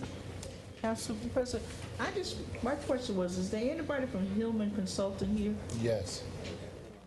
Okay, we were just trying to figure out who our audience is tonight, so it would be nice if somebody would have introduced them so we would know who we were voting for. So all of you from Hillman?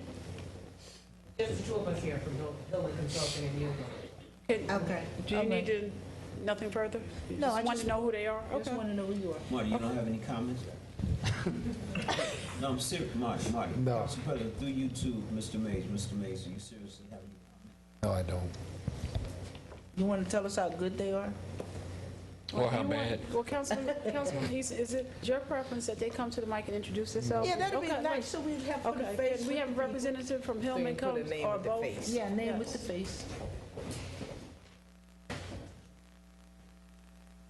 Hi, I'm Mark Hasting with Hillman Consulting out of 1600 Route 22 East Union, New Jersey. I'm the LSRP, and I handle the technical portions. Hi, I'm Dawn Breeden with Hillman Consulting, and I'm the Director of Client Relations and Technical Services.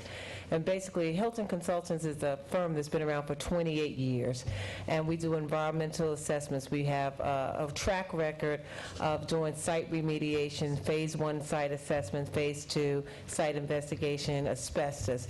We do a lot of work with municipalities, insurance companies in New York and New Jersey. So we welcome the opportunity to work with them. I'm going to let him give a little bit more. I've been with the company less than a year, so he's been with the company longer. So I'm going to let him talk about the LSRP because he's the licensed site remediation professional that will be working with Orange. I'm more than happy to speak about that. I don't know how much information you really want on the technical procedures for an LSRP. No, we just wanted to know, and the gentleman that left, is he going to be part of your firm? No, we're the only two representatives with Hillman here tonight. All right. We're a firm of 200, close to 200 people, so we're pretty big. So Marty says you're going to do a good job. We will hold him accountable. All right, so welcome. Thank you. Thank you. President, Council Abdul-Rashid? I'm just saying, maybe it was already said, I don't want to be redundant, but I'm just saying if there's some resolutions on, why not just say, that the person or persons is in the audience? That's all I'm saying. I don't have a problem with that. I conclude. Because we see new faces, we just want to know who you got, what's connected to us. So that's fine. What is this for, Mark? This is for environmental remediation. No, this is for 507 Mitchell Street. Mitchell Street. 507? Are there any other questions on the motion? One, yes. Councilwoman? You think they're gonna be able to do a better job? Have to do remediation on high and all. Bert? This is for remediation for these specific sites. And again, there was no LSRPs in place, so we're renaming them, and we hope to get this project going. It's remediation and, you know, checking the soil and different things on these different sites. But this is a different company. Yes, this is different. Okay. Is there a reason why you switched? The other, What, go ahead. the other company was closed, right, state of New Jersey, they were closed. Yes. Thank you. You're welcome. Are there any other questions on the motion? Seeing none, roll call. Councilman Abdul Rashid? Favor. Councilman Corbett? Yes. Councilwoman Eason? Yes. Councilwoman Jones Bell? Yes. Councilwoman Gordon Butler? Favor. Councilman Marable is absent, and I am in favor as well. Motion passes. Moving to 91-2014, a resolution authoring Hillman Consulting to apply for grant funding from the New Jersey Department of Environmental Protection for site assessment and remediation of the 540 Mitchell Street, a property owned by the City of Orange Township, Essex County, New Jersey, and to replace the firm of Brilliant Environmental and serve as a license as LSRP for the site. Is there a motion? Move. Moved by Councilman Second. Corbett, second by Councilwoman Jones Bell. On the motion? Nothing, I got my question answered on 88. Still talking. Roll call, Councilman Abdul Rashid. Favor. Councilman Corbett. Yes. Councilwoman Eason. Yes. Councilwoman Gordon Butler. In favor. Councilwoman Jones Bell. In favor. Councilman Marable is absent, and I am in favor as well. Motion passes, 6 yeas, one absent. Moving to a resolution approving the bill list for council meeting vote on April 15, 2014, dated April 10, 2014, and approving checks issued by the Finance Department in accordance with Ordinance 2-95 for a grand total $6,766,815.51. Is there a motion? Move. You said that figure too fast. Did you say 60 million? $6 million. Moved by Councilman Abdul Rashid. No, it's Corbett. Corbett, is there a second? I didn't hear a second. Second. Second by Councilwoman Jones Bell. On the motion? Seeing none. Councilman, Yes. Councilwoman, I would like, and I think we all probably have the same question, I hope, for Ms. Lascari to explain how the bill has got to $6 million. Normally, we approve a $1 million, $2 million. Why is this one 6? Mrs. Carey, please identify yourself. Let me just say, because it looks like, if it's my understanding, a lot of the things that we have pulled off in the past has suddenly reappeared on, is that on this bill list? So just explain to us why this bill list is $6 million. Joy Lascari, CFO. The biggest issue on this is the PERS and PFRS payment that is on this bill list. There were payments already made. And the amount of? Let me see if I can find it back here.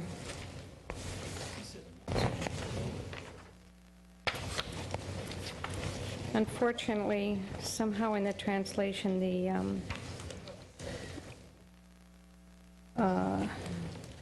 pages for the checks issued got mixed up.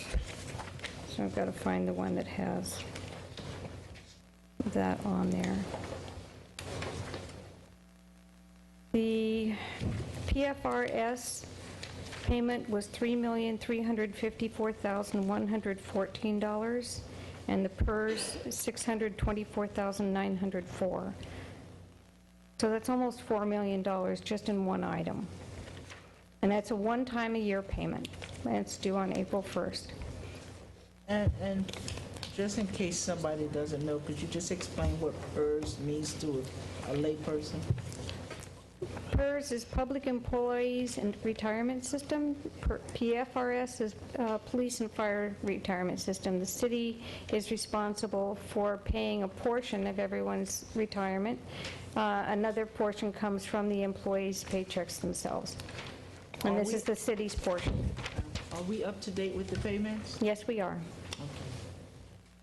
Do you have any other questions on the bill list? That's it. I Okay. have a question. Okay. Councilwoman Jones Bell. Thank you. Page. Page is 1 all the way in the back. Unfortunately, there's a few of The those, first so. one. The very first one. Okay. Let me see if I can Who is find that one. The first, okay, it says 33114. Connor Strong Companies, 113,000. What is that? Connor Strong is our insurance broker. Well, this is again a one-time, most of these payments, they're all of those lines are to one company, but these are our liability insurance for the whole year. So we're renewing some in some cases, in other cases we're paying liability.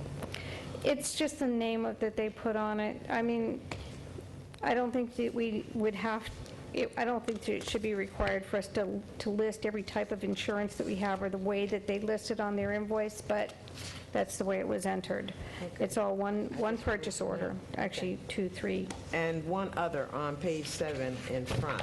Okay. Gramco Business Communications Chamber Sound System, what is that? For $12.79? No, $12.90. Page 70. Page 7? Mm-hmm. In the front. Gramco Business. That's us. That's us. Yes. That's the council's, that's your cameras and... We're still paying for this? It's a lease. Oh, it's a lease, okay. Yeah. Okay. So this is our one-time yearly payment? Time for an upgrade. Yeah, that's a renewal. It looks to me like the renewal of a service contract. Yeah, okay. Thank you. Anything else? On page 1-2014, through you and Mr. Attorney Hackett, the first, do you have a bill list in front of you? I don't. Somebody share that bill list of page 1, the first page in the front.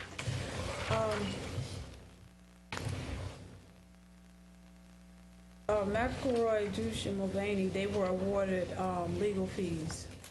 However, Ms. Hackett, they did not come into the case until 2014, so why are they being paid for 2013, August 31st? Were they involved in the case back in August? I really can't tell you, Council President. I don't know what the bill is for. I know it's for legal fees, but I don't know what case. Is there any different recollection regarding the litigation matter? Councilman Mason, do you recall when they came into the case? What? This law firm, do you remember when they came into that case?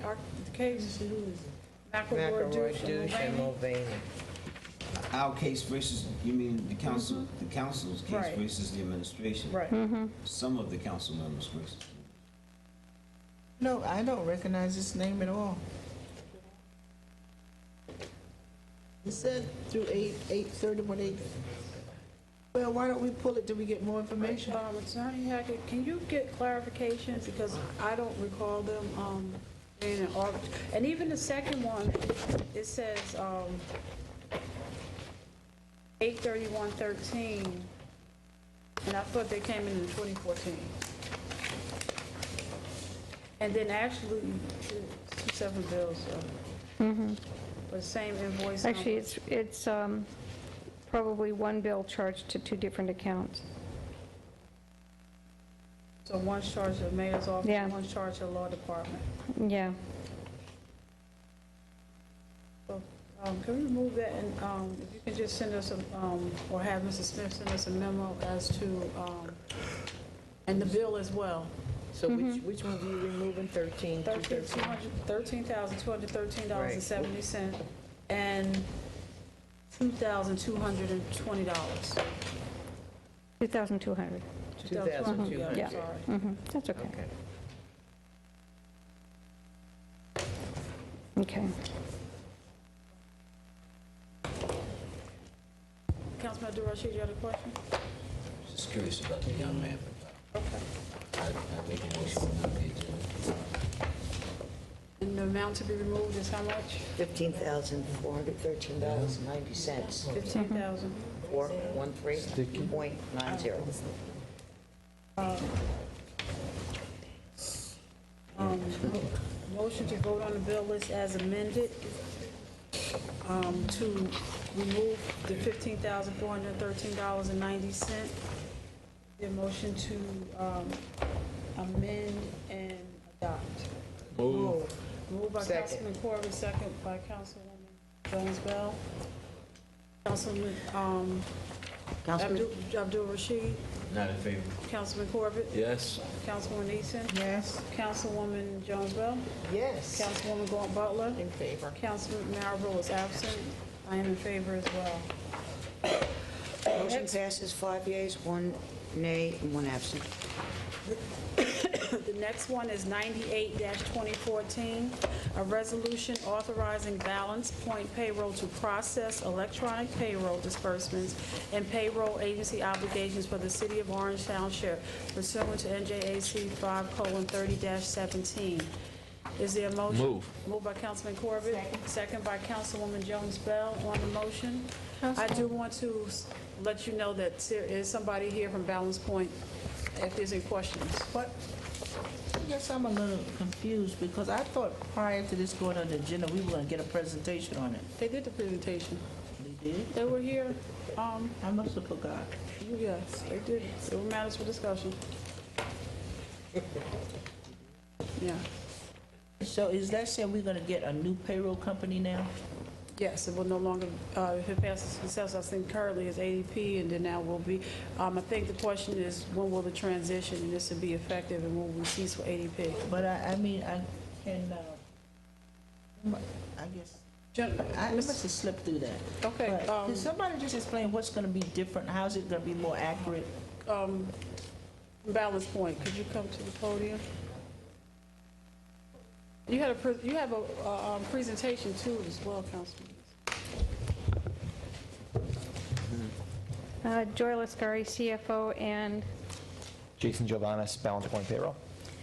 Balance Point gives us a lot of reporting capability and better control of our payroll than ADP does at this point. And I believe that they also come in at a lower price. So there's a lot actually that they have to offer. One of the things that employees are going to be able to use a lot is they'll be able to have personal access. They can go in and reprint their pay stub. They can reprint their W-2 if they want to. They can sign in and say, I want to request time off on such and such a date, and then that can be approved or disapproved by their director. There's a lot of flexibility with the product. If you have other, I'm sure he can actually expound on it more. But those are some of the issues that I like a lot about the product. Mr. Scarrett, will this new system in East Orange, payroll system track the days off? Yes. So will there be a category there where, say, January 1, I have 36 days and 10, and as I request and use it, will it deduct? So at any given moment, I can look at my pay stub and it'll tell me how many days I have left? Yes. Or anybody can pull that report? Yes, So it's that's gonna be- another one of the really good features, because people input into the payroll system itself. It's like a sidebar of the payroll system. I want these days off, I want that days off. When it gets approved and they take those days, then it automatically gets deducted from So who's going their to list. monitor the employees and make sure they are putting it in the system versus just telling the supervisor, I'm taking a vacation day? The supervisor does have responsibility for that, and so does the finance Who's going office. to be held accountable to make that happen? The directors and the finance office. By what method, I guess I want to know? No, the system, Councilman, did you bring any more to presentations that you gave out last time with you? I do not have any of those on hand at this point. But just, if I could just answer that question.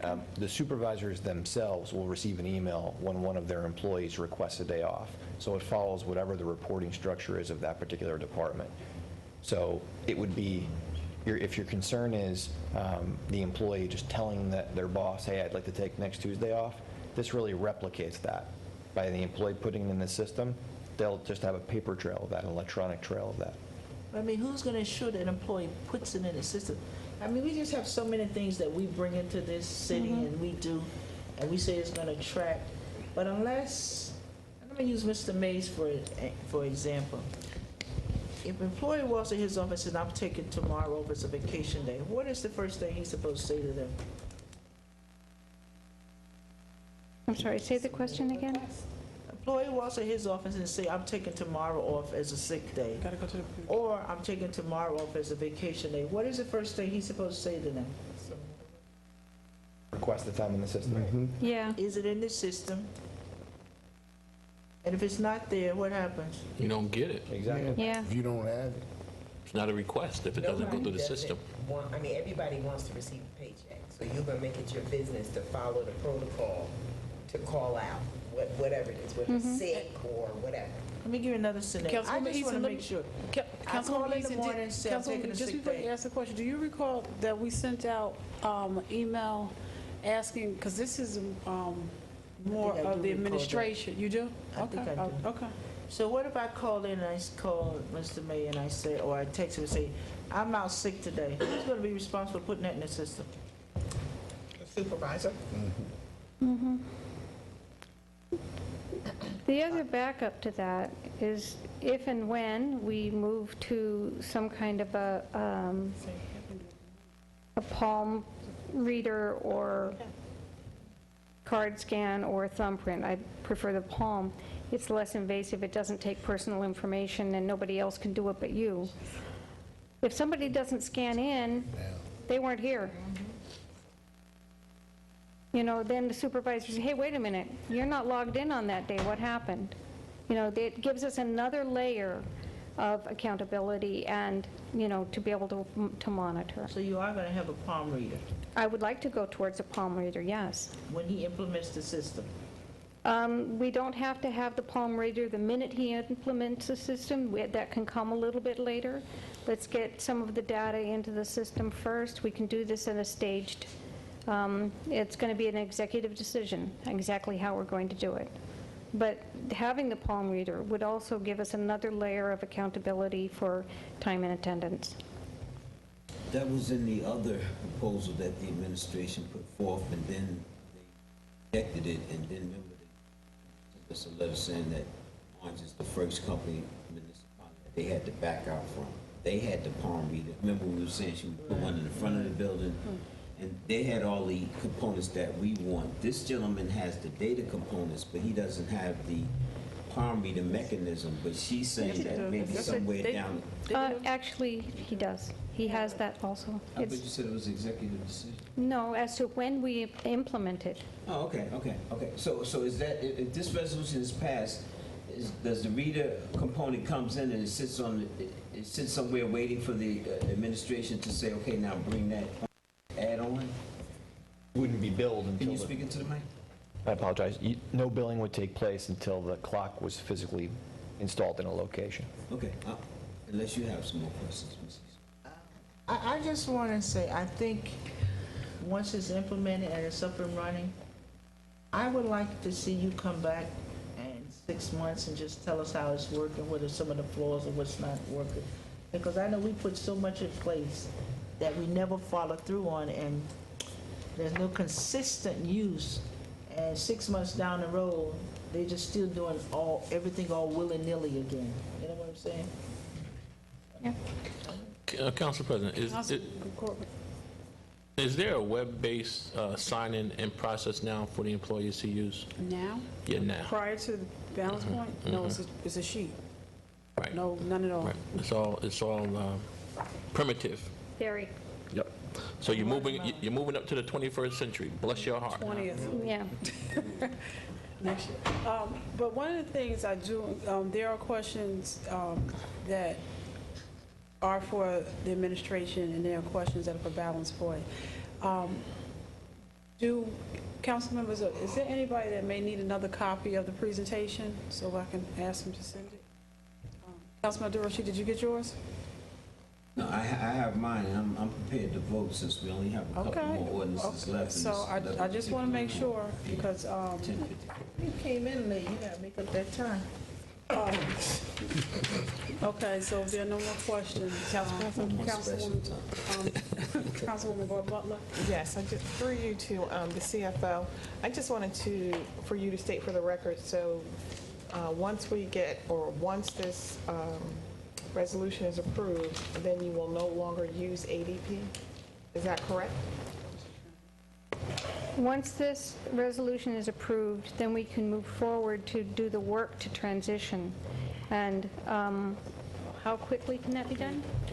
Once the resolution is approved, we'll evaluate the data in the ADP system, and we'll be able to begin come up with a time frame of when we can migrate over. At minimum, that's 2 weeks. At most, I would say 6. But we're going to do it in a prudent way so that the cutover will be seamless. So eventually ADP will be discontinued? Yes. Quick question. Councilwoman Easton? Yes.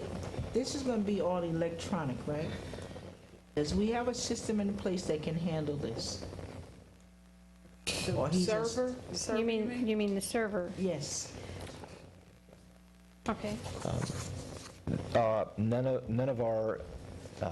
the technology that we'll be putting in place will rely on the physical infrastructure here in any way. Everything is internet-based. Hallelujah. I'm sorry, tell me your name again.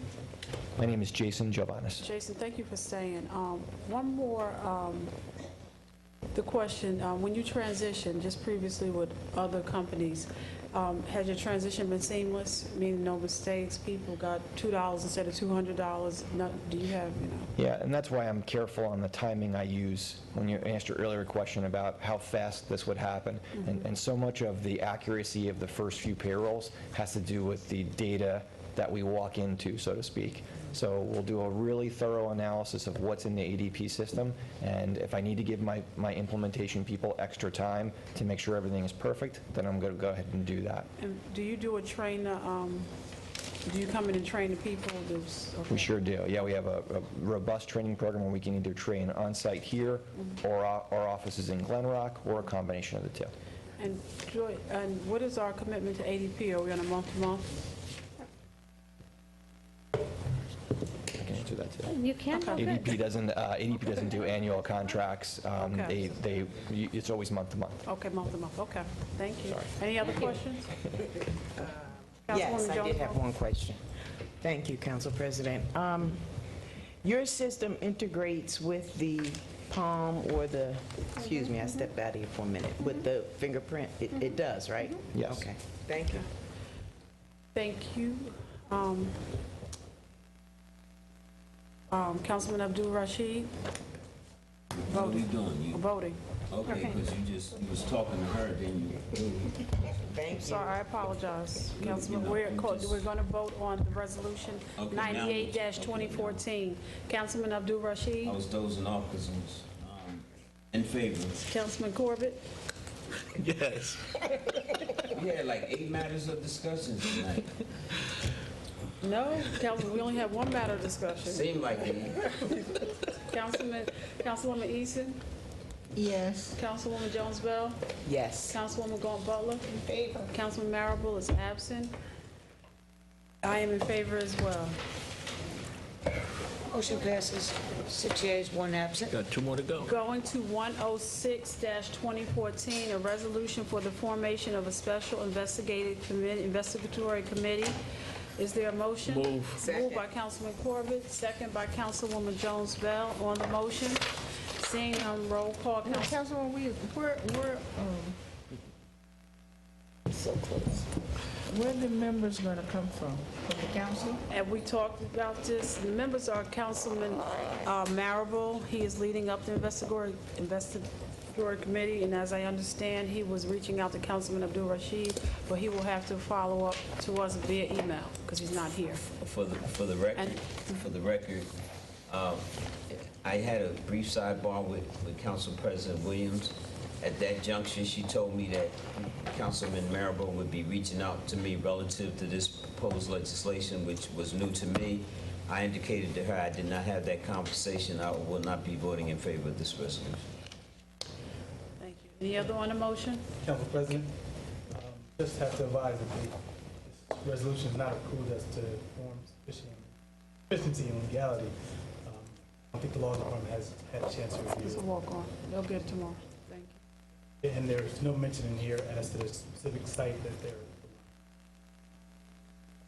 It says site, specific what? Statute or Oh, legal okay. principle. It says whereas under both Okay. legal principles. If we have to statutory law, amend it, it doesn't cite what legal principles. I got you. statutory I law. didn't hear if you, there has to but I be an got you. amendment, it could be brought at the next meeting.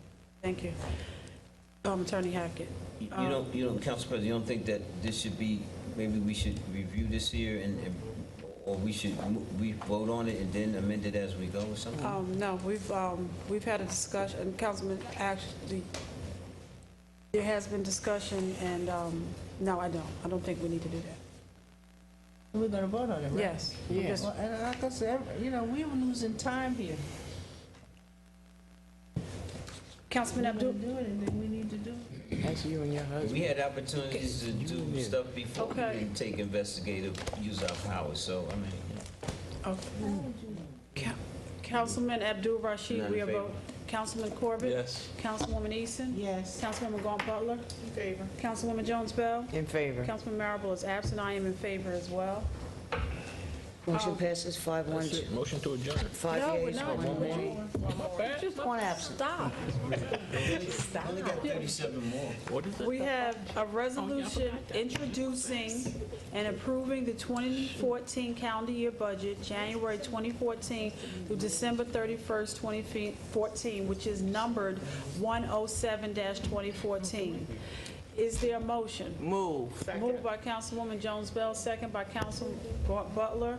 On the motion, Council President, through you to Mr. Mays. Mr. Mays, with this proposed budget, does that gel with the proposed bond ordinance?